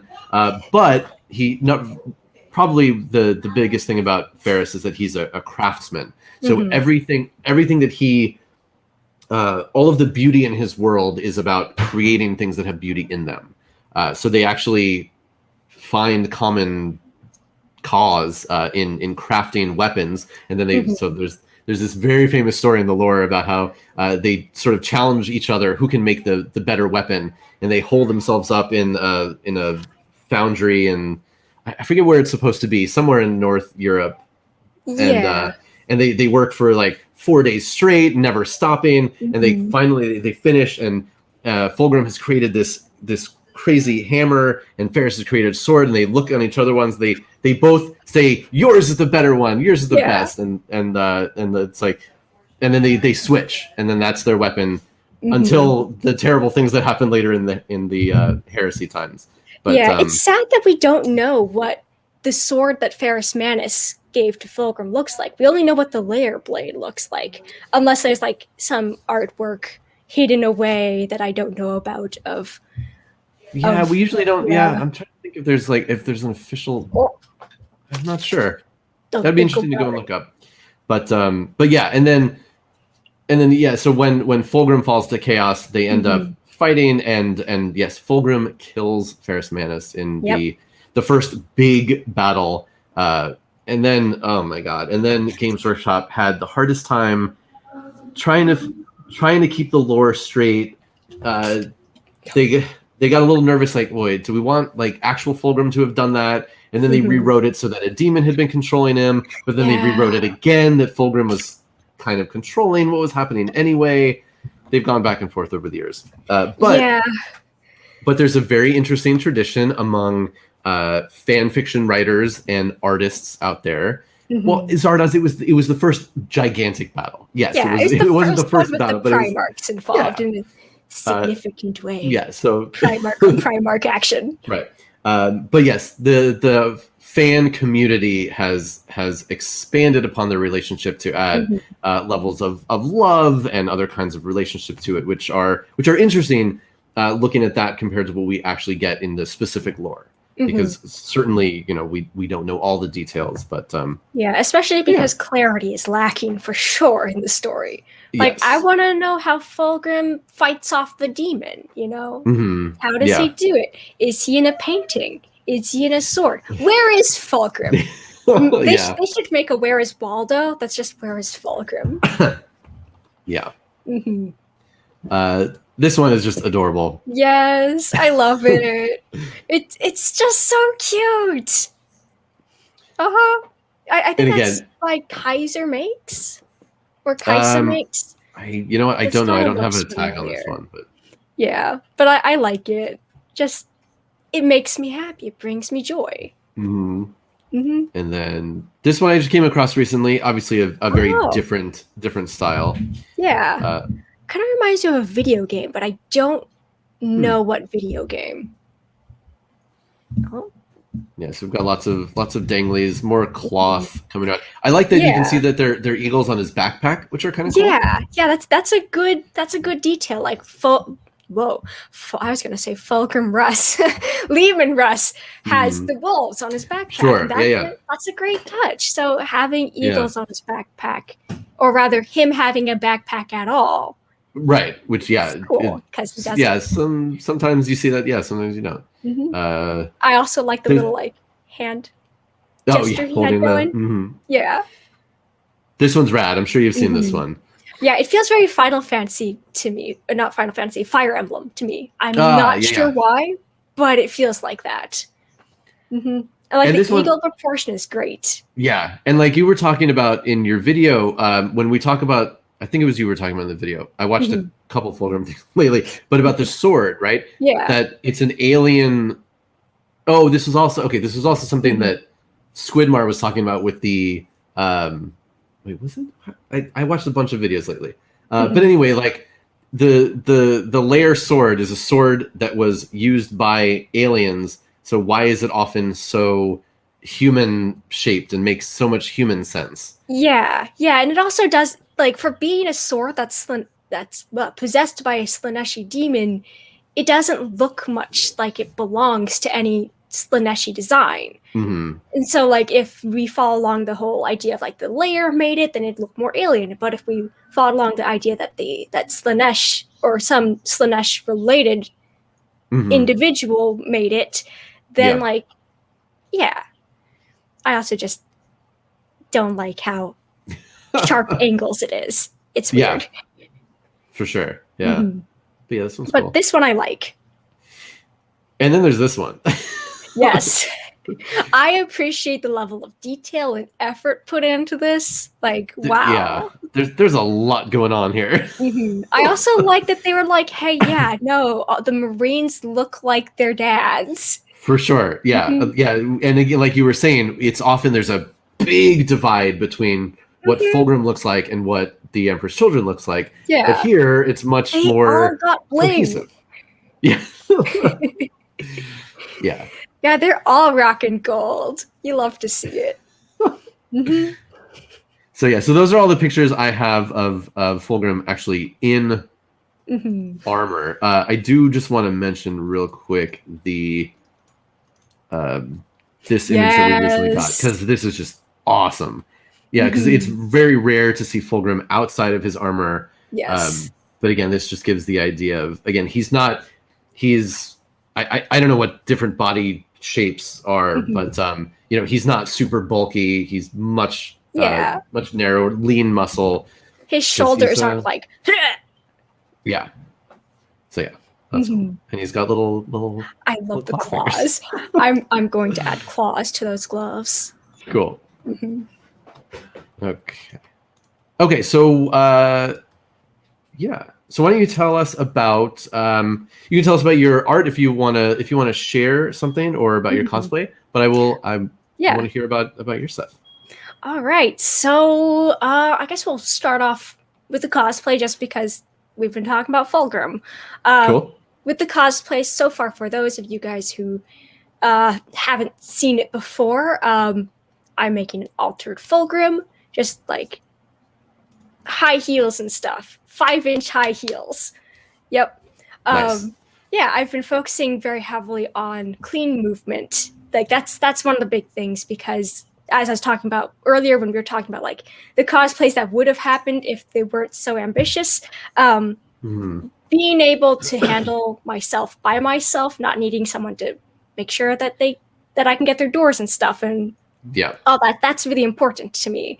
And so I've been working very slowly on it, but the movement has been very good. The most recent update on it has been a movement video in which I'm like jumping around and walking around in the legs. Joan of Arc style armor, kind of. I'm not sure. Yeah, but it moves well, and it stays on me, which is a plus. Sure. Yeah. It's all made out of EVA foam, primarily lower density EVA foam, which is more flexible, which is good for like base armor. I've been using a higher density 2mm foam for all the detailing, which is just, it's better for detailing. It's easier to get like very clean cuts in high density stuff. Just all that good stuff. And it's also less likely to have bubbles in it. So yeah, don't want bubbles in your armor. Sure. Yeah. Trying to think about more to talk about, because really it's just been the legs, and it's also been like a lot of planning, because like I talked about like the paint, you know, my eternal fight with the paint. I've also been thinking about fabric, because I've got this cape and I have to do like an intense applique that I first need to redesign because I made it too detailed. But I'm thinking about, I've got actually the swatches with me right here. I'm thinking about using this stuff called a micro velvet, which is like velvet, but it's got a shorter pile. So it looks like velvet, it feels like velvet, but you don't have to iron it with a pin board, which are very expensive. And yeah, I'm not going to go into pin boards. I don't know much about them. My roommate knows more about them, but that's not a thing that I know much about. Just that it's a thing I can't afford. Yeah, for lining though, because I don't want to line with velvet. I'm thinking about using this taffeta. I believe it's stretch taffeta. It has a nice shine to it. Yeah, it's a little bit less varied on the camera, but yeah. But what I'm most excited about is the gold fabric that I'm using. Where is it? There it is. It is a polyester dupioni, which has a 2-way color shift and no stretch to it. So when you're looking at it against like up and down. You can't see any kind of color shift. But if you're looking at it from this direction, Oh, wow. you can see it becoming a kind of red. Yeah. Uh-huh. Huh. Yeah. So I'm really wanting to use this stuff, and I'm very excited to get my hands on more of it. Just I'm moving, and I don't want to order a bunch of fabric that'll take a long time to get to me. Yeah, life gets in the way of some of these things. Yeah. So how do you go about? So you spend all this time envisioning what you want this thing to look like. You break down, okay, how am I going to do the parts and the pieces and have everything both look cool and actually be functional and I can move in it. Yeah. How do you even start finding all of the materials and like investigating, like the things you just talked about? I haven't heard of any of these things. And you just said that some of them are new to you as well. Like how do you, I mean, I know that there are cosplay communities, so I'm sure there's help there, but how do you do it? So I'm fascinated. So I'm primarily a foam artist, or EVA foam person. But so like, if you don't know what EVA foam, it's basically like yoga mat. Like if you know what a yoga mat that is essentially what I'm working with, except I'm working with stuff that's at a higher density. So it's a little bit tougher. And so first, like when I first started getting into cosplay and building my own stuff, I looked at a lot of different resources that were working with the material I'm working with. So like my primary 3 resources that I've used the most over the years have been Punished Props. Their early stuff, they work a lot with EVA foam. They're really good. Kinpatsu Cosplay, she has like really great tutorials for very specific things. I've also been heavily referencing her Sister of Battle cosplay. She has a fantastic Sister of Battle, and while I'm not able to utilize a lot of the elements, it's something good that I like to watch, just to be like, oh yeah, that's how she does that. And then lastly, Kamui cosplay. She is wonderful with EVA foam, just continues to use it while Punished Props has dropped off the face of the earth in regards to EVA foam. Very sad. But yeah, all these people are fantastic with foam. And so I learned as much as I could with foam before jumping into working with foam. In terms of tools, I use utility knives, X-Acto knives, and a Dremel. The Dremel is, I think, older than me. I got it from my dad. Yeah, it's like this old craftsman Dremel, and I did not realize that it was as powerful as it was until one of my friends borrowed it, and she was like, "Oh my god, this scares me." Yeah. So that's the EVA foam end of things. Fabric is something that I've been newer to dealing with. I first began to sew with my Skitarii Ranger cosplay that I then gave up, and because I am a person who believes in myself heavily, and I don't like working on small projects that I'm not interested in, I just jumped immediately into a trench coat, which is not advised. Not advised at all. Normally I'd like start off sewing a pillowcase or a t-shirt. No, trench coat. And not only did I jump in doing a trench coat, I got a Yaya Han pattern that was for a person many, many, many sizes larger than myself. I didn't realize that she had a pattern that was my size. And so not only was I learning how to sew, I was also learning how to adjust patterns on top of this. Actually, I'll get the coat out of my closet. It's kind of cool. Okay. Yeah, like I said before, cosplay is like, and it's a world that I know so little about, but I'm always impressed. This is the coat. This is the trench coat. I got my applique down here, very, very clean. I also have this hood that I based off of one of my favorite hoodies, so it's a little bit too small because it doesn't stretch, but it's there. It's got a little pointy end to it. Yeah. And that was the very first thing that I sewed. That's awesome. It looks great. Yeah. And then before Fulgrim, I worked on a Pumpkin Reaper cosplay, the props of which you can see back here. You got a pumpkin head and the rifles in the back. They trained me really well on how to work with EVA foam and fabric. So really now, Fulgrim is just kind of taking what I learned from the Skitarii Ranger and from Pumpkin Reaper, Yeah. and finalizing those skills, like bumping them up to the master level.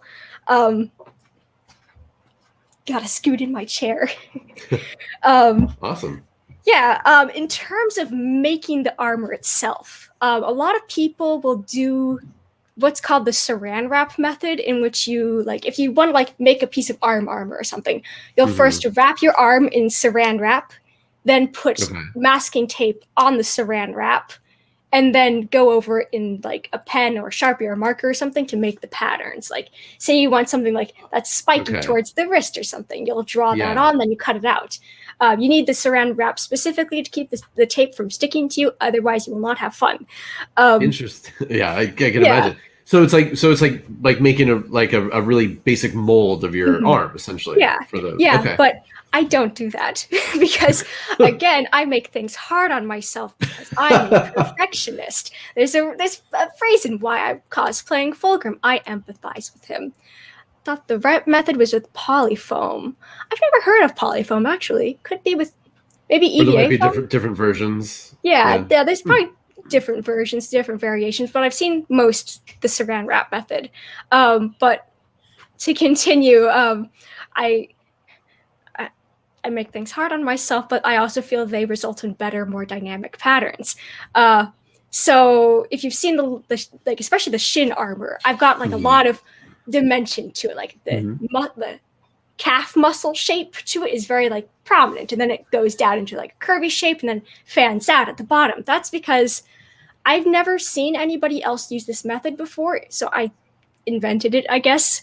Or maybe it's just not very popular, but it's basically I take a lot of different measurements of a part of my body at different points. Like I'll take the lengthwise measurement, and then I'll take a whole bunch of horizontal measurements around, or circumference measurements. And then I'll take that math, I'll add on the width of the foam, and then I'll add on additional length to various points to create the shape that I want. So if I want something to poke out, I'll like have it curve outwards. And if I want to go inwards, I have a curving inwards. Makes sense. And it's a method that requires a lot of trial and error, but it's very good for getting very dynamic shapes. It's hard. It requires a lot of math. My brain hurts afterwards, and sometimes it makes me cry, but it makes good patterns. Definitely not recommended for your first piece of armor. Don't do that. Don't hurt yourself. Yeah, but it's a good method for some things. Awesome. Yeah. I'm also going to be learning how to work with wigs with this cosplay, which scares me because I have a lace front wig, which is expensive. And I can only imagine that's a whole other world of things to learn about, and techniques and skills and everything else. Yeah. Wow. Yeah, I've also been learning how to do makeup, because if I go into my Fulgrim cosplay looking like this, like, no, it's going to be sad. It's going to be sad. Like, it'll be like, I guess that's a bit of a segue into a gripe of mine in cosplay. Like, people will make these fantastic cosplays, but then they'll just go in them as themselves. It's like, honey, your face is a part of the costume. Right. All the work goes into the outer stuff, but not them. Yeah. Yeah. Like even just like a little bit of something around the eye can make something pop so much. Like a little bit of foundation and powder.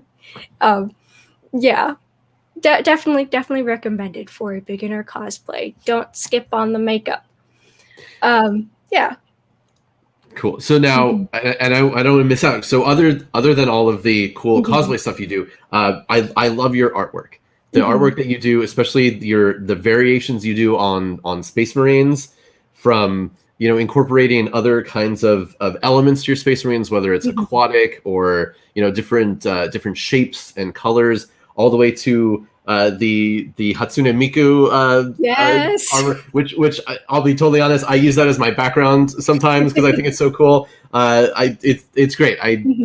I'm very impressed by how you take such a blocky standard thing that, again, like, we'll see in different colors and stuff, but the way you break up the design and put other stuff on it, I think is really neat.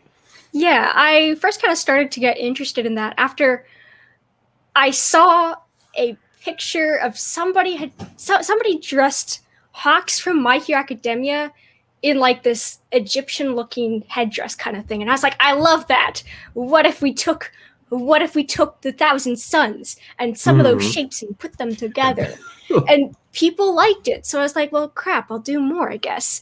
So I did the Noise Marine, the Ogre DJ, Noise Marine head. And I did the Corn Marine. God, I'm the Berserker, I guess. The World Eaters, Yeah, the World Eater with just like a lot of butcher's nails. Like we see the butcher's nails and like we hear about them, but like what if this guy had like a whole head of hair of butcher's nails, like just like an afro almost. Yeah, and I incorporated a nice skull design into that. I'm very proud of it. Also like Darth Maul's head spikes. Yeah. It's there's spikes that get kind of covered up by all the other spikes in the image, but it's a necessary number of spikes. These guys are spiky, we got to give it to them. Yes. So now, do you like doing things with Space Marines, or that you found that it's popular and gets good reactions, or is it both? I guess it's kind of both. I like pushing the gauntlet with the Space Marines because like we see so much of the same out of them. Like with the models, they'll put bling on them, but the bling doesn't do anything different with them. And with Chaos Marines, you can do anything you want because you can just go, oh, chaos happened, whatever. Don't think about it. Yeah. And then like you've got specifically with this Lanesh Marines, Noise Marines, like you've got a lot of opportunity to lean into like different art styles and different music styles. I've had this idea in my head for a while of a Picasso Space Marine who's just like cubism. Just I've wanted to implement that for a while, but I've never done cubism before, so it's a one day kind of thing. Yeah, so it's something I really enjoy. And with my own personal warband that I've been very slowly working on. They're a tarot-based Slanesh Tzeentch worshipping chaos warband. They're based on tarot. And so I've just been drawing up the major arcana because doing all of the cards would be a little bit too much.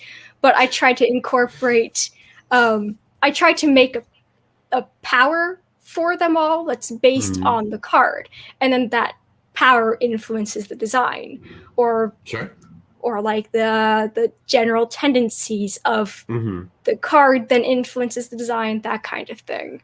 Like I have a card for Empress. Like Empress is one of the cards, and for the Marine who represents Empress, I wanted a character that kind of was motherly, because the card is motherly and nurturing and all that. And I was like, well, what if this character's like an auntie who just has everything you could ever need?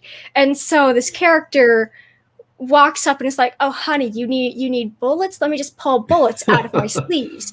And so this character has like really wide sleeves and like a long trailing dress. And you don't see that kind of high fashion on the generic Space Marine because it would cover up like, I don't know, the legs or the pauldron a little bit.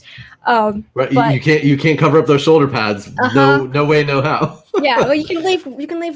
You can leave one. Yeah, I guess sometimes there's like the cloak over one side, but funny. So it's fun giving them new things to just push the design a little bit further away from what we've seen over and over and over again. Cool. Did you have some pictures you wanted to share?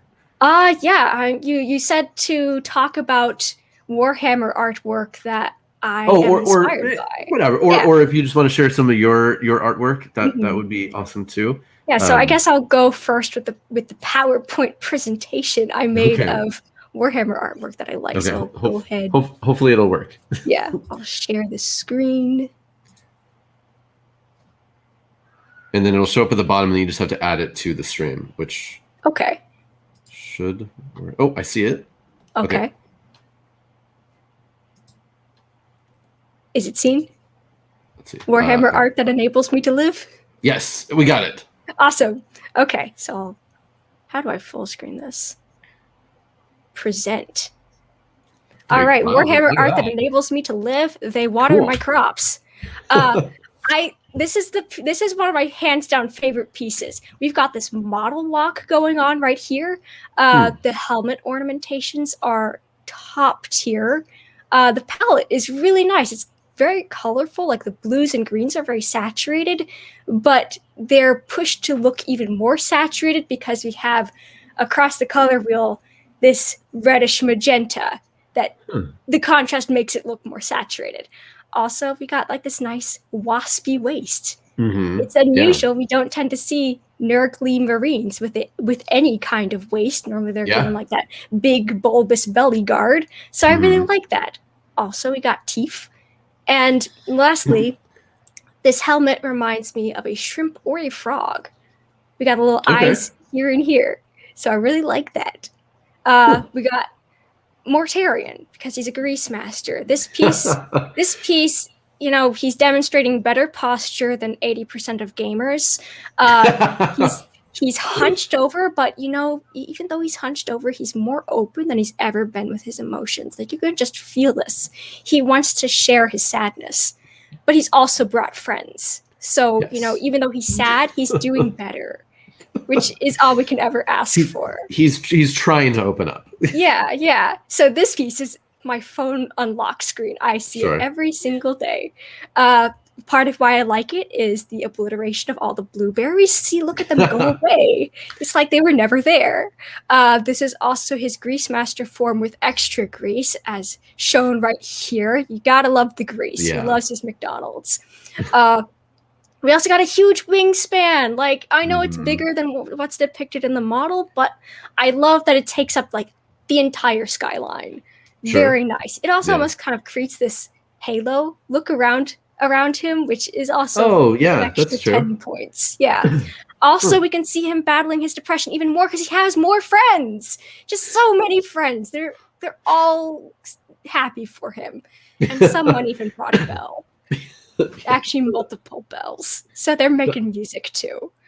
Also, like as an aside, like this guy, I don't know what's going on with his face, but I love it. It's very weird. Mysterious. Oh, you know what? You just gave me an interesting idea. So what if you were playing something like Black Legion where you had different units devoted to different gods, and you had Noise Marines, but you had them backed up by maybe like Nurgle Terminators that all had bells. So it was like a bell section for the Noise Marines. I think there's something there. Musical. They just will add a different dimension to it. So we also have the Diet Grease Master before he becomes ultra greasy. I like it because he's a farmer. You know, he's got that nice wheat aesthetic. I don't think his crops are doing very well, though. He's a little bit too sad to be a great farmer, but at least he's trying.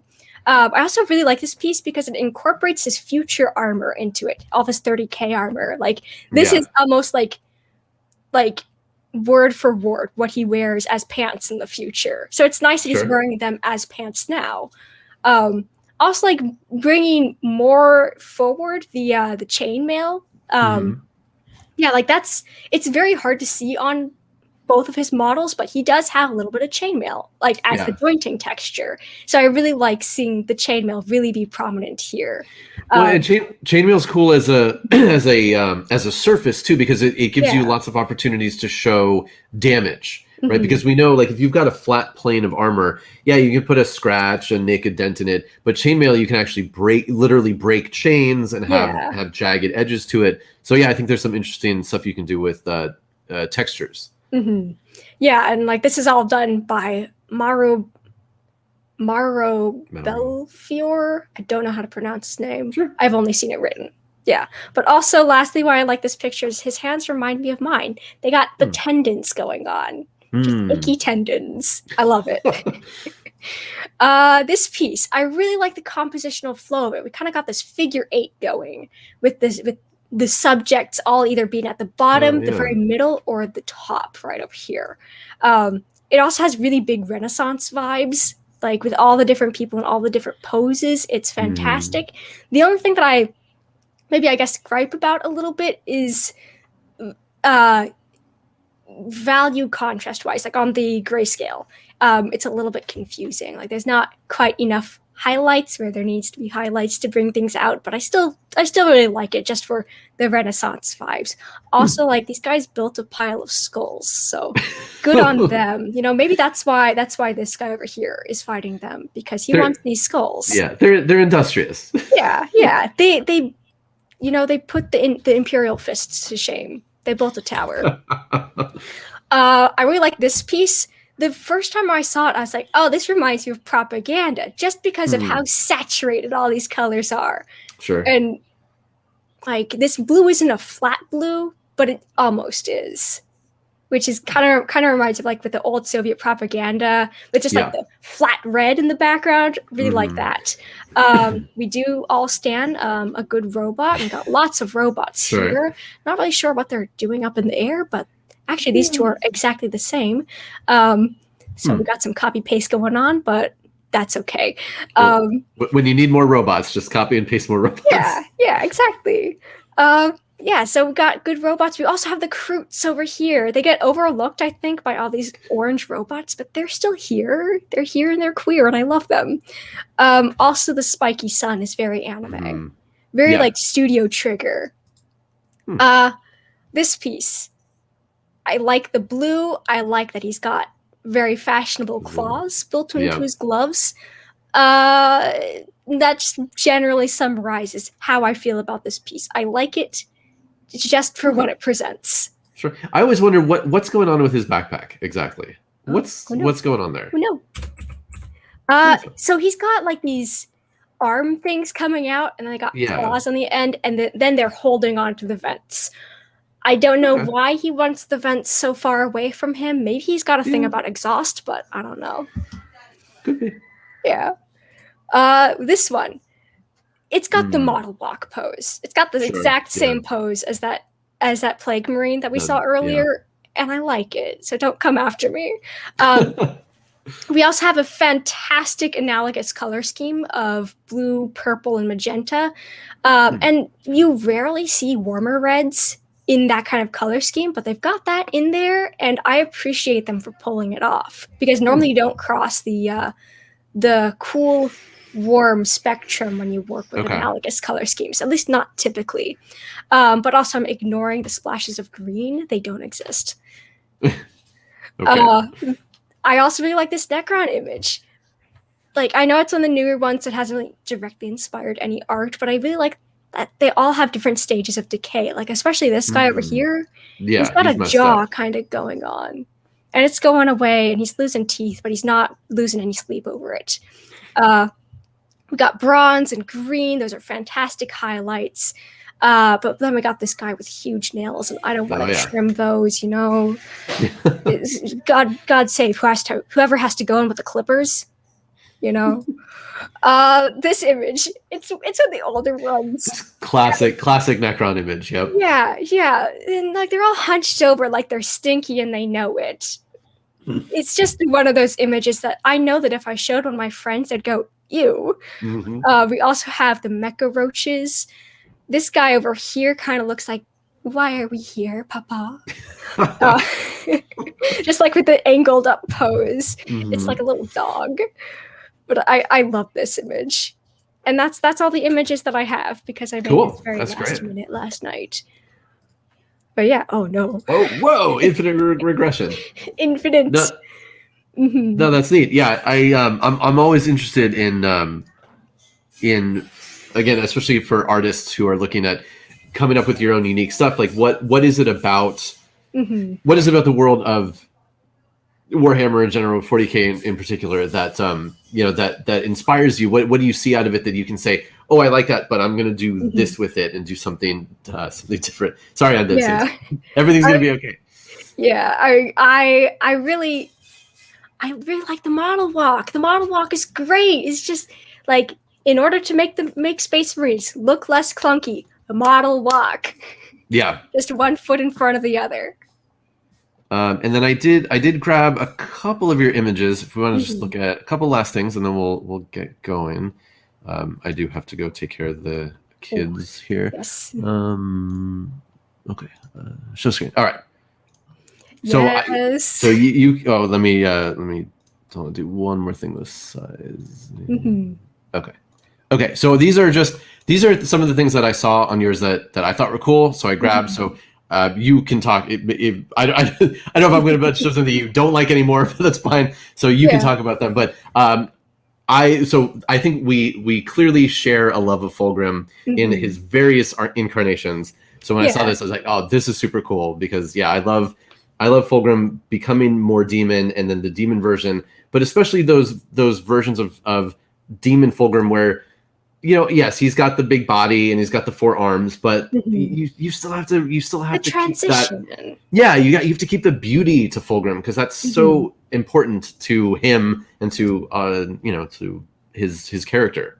Yeah, so with this one, it actually wasn't going to be Fulgrim. It was just going to be like some dude. But then I was like, I'm going to give him long hair, and then it's going to be Fulgrim, and that's all I want.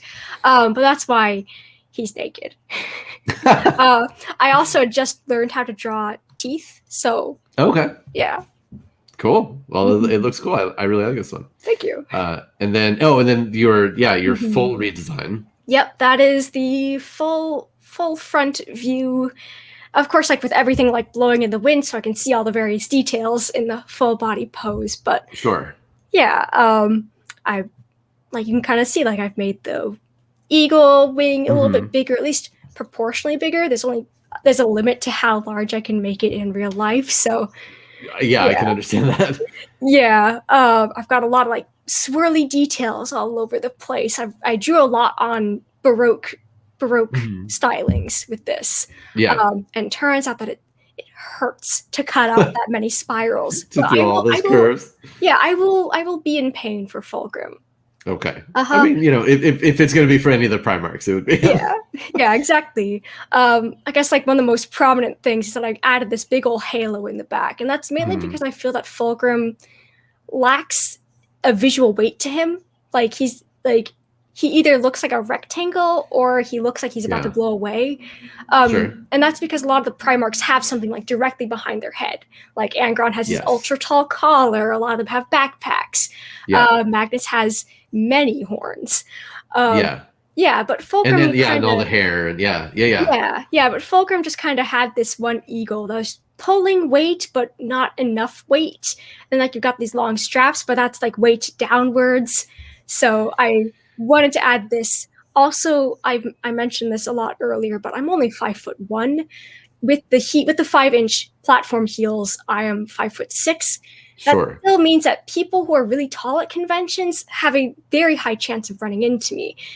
And like that's me in the past. Like I've gotten a little bit injured from that before. People have also like picked me up physically at conventions, and I want a spiky costume that tells them to not pick me up. Don't do that to people. Don't do that. I'm small, but I will shank you. So I added this halo to make me visually taller. So then people who are in costumes that make them really tall, people who are just naturally really tall, people who are in costumes that obscure their vision. Yeah. Hopefully this helps them not run into me. So it's both for aesthetic and also for me protecting myself. Good. That's what a lot of these changes are. They're either for movement, me making myself taller so I'm more visible, or any combination of those. Yeah. And then, like I said, this one's just so cool. I love this. Hatsune Miku Space Marine. If I can get up to affiliate. I get partner and affiliate mixed up. When I reach affiliate, I'm going to be drawing Hatsune Miku Marine, in which it's Hatsune Miku as a Corn Berserker, but the pigtails are meat. Okay, cool. Yeah, I can't wait to see it. We're just gonna delve further into. Sure, awesome. Mix things up. It's great. Yeah. And then I went a little bit further back and saw some of your Primarchs in real life, which is pretty fun. This series, this was a short-lived series. They tend to be short-lived. But I had this thing where I was going to redesign all the Primarchs in casual but modern clothing. This one's Conrad Kurz. I incorporated some of his like rib abdomen stuff going on into his hoodie. Yeah. But it was less of a redesign project and more of a how do I get some movement into my poses. So Sure. Hey, yeah. it's good practice. Mm-hmm. And then of course your amazing. Let's take Space Marines and just push it all the way into all sorts of crazy animal forms.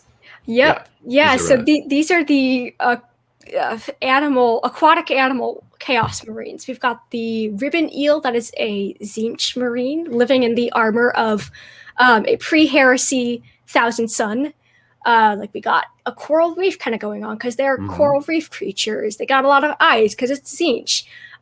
Color palette wise, that one was really hard to pull off, and I kind of just ended up making it work by putting a holographic brush all over it. Oh, interesting. Yeah. I can see like the Okay.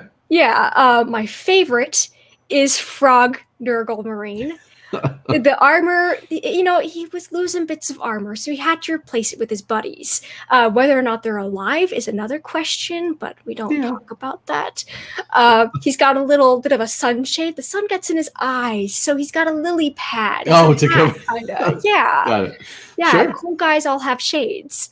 And also the backpack are froggy legs, so like if he gets like stuck up against a wall, he could like forcefully propel himself. Yeah, there you go.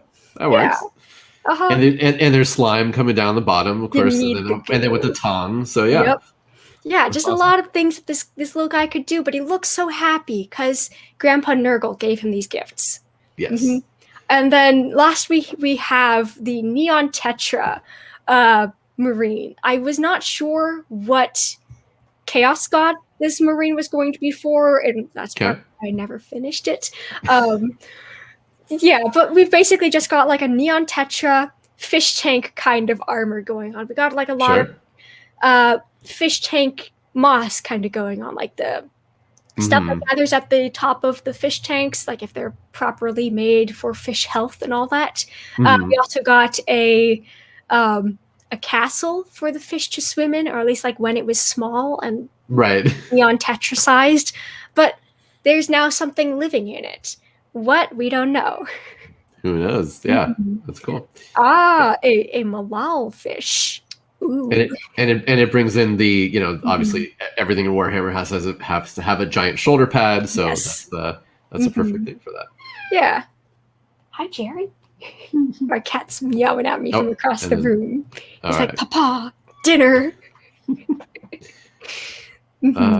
Cool. Yeah. So okay, so we've got a Nightbot command with all of your links, and you have commissions open, right? You do all sorts of different art styles and things that people can get from you. Yeah, anything from a Twitch emote to your own crazy weird looking space marine. If you want an animal space marine, hit me up. Also, like, I'm moving, so anything to help with that would be really nice. Yeah. And when do you stream? Oh, yes, I stream every Tuesday and Friday between 5 and 8 p.m. Eastern.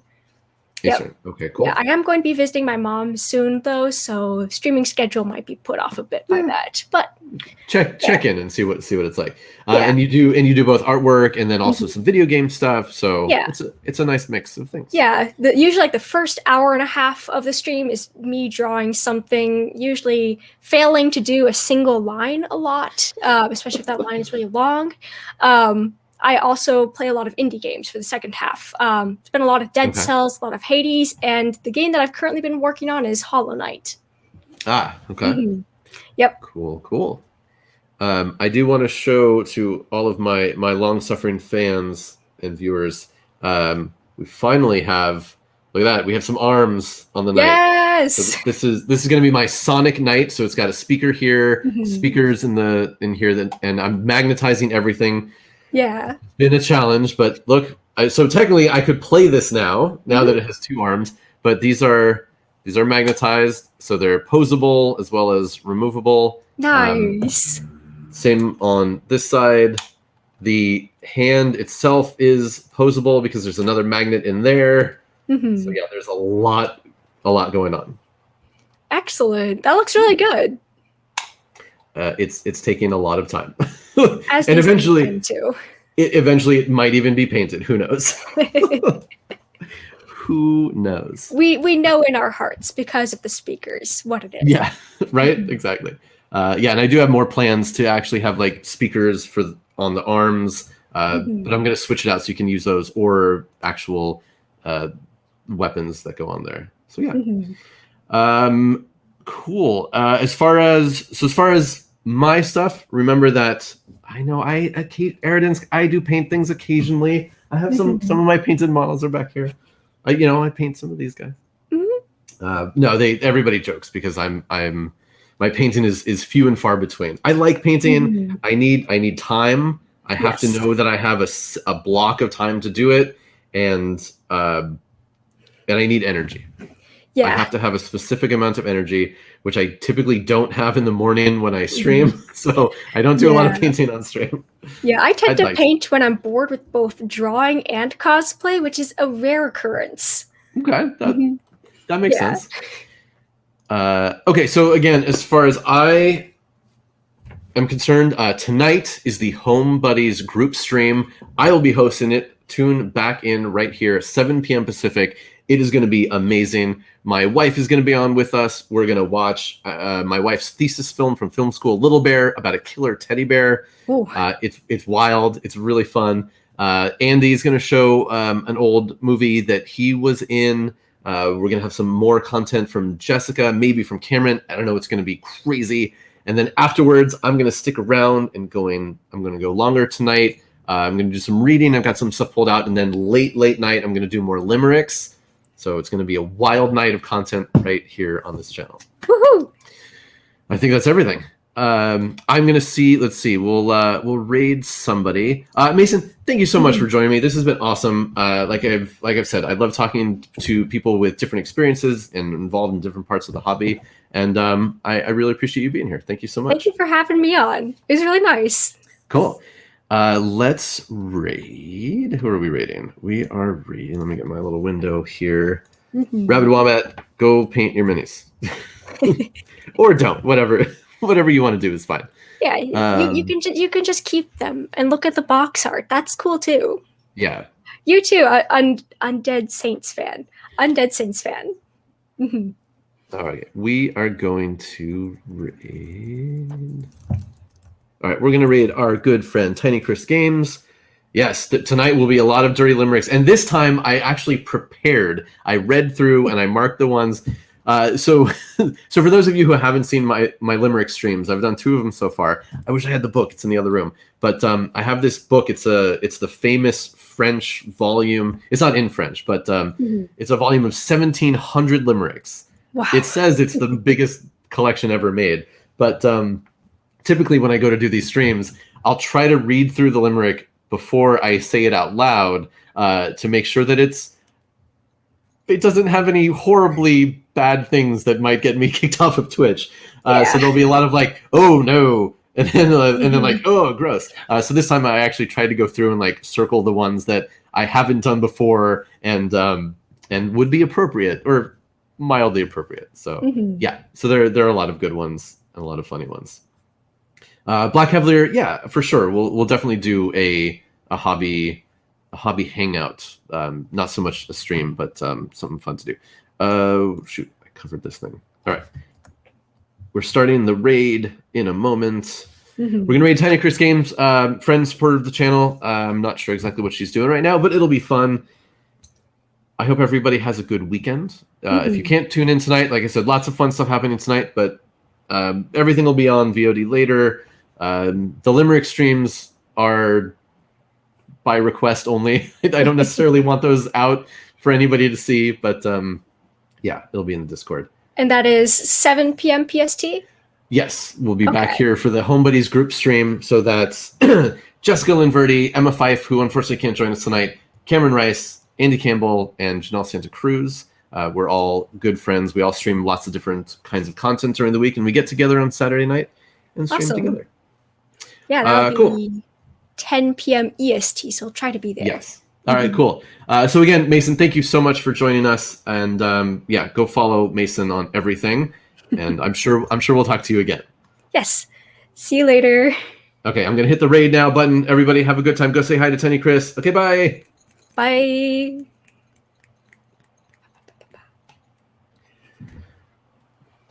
Is it happening? Okay, it's happening in broadcast.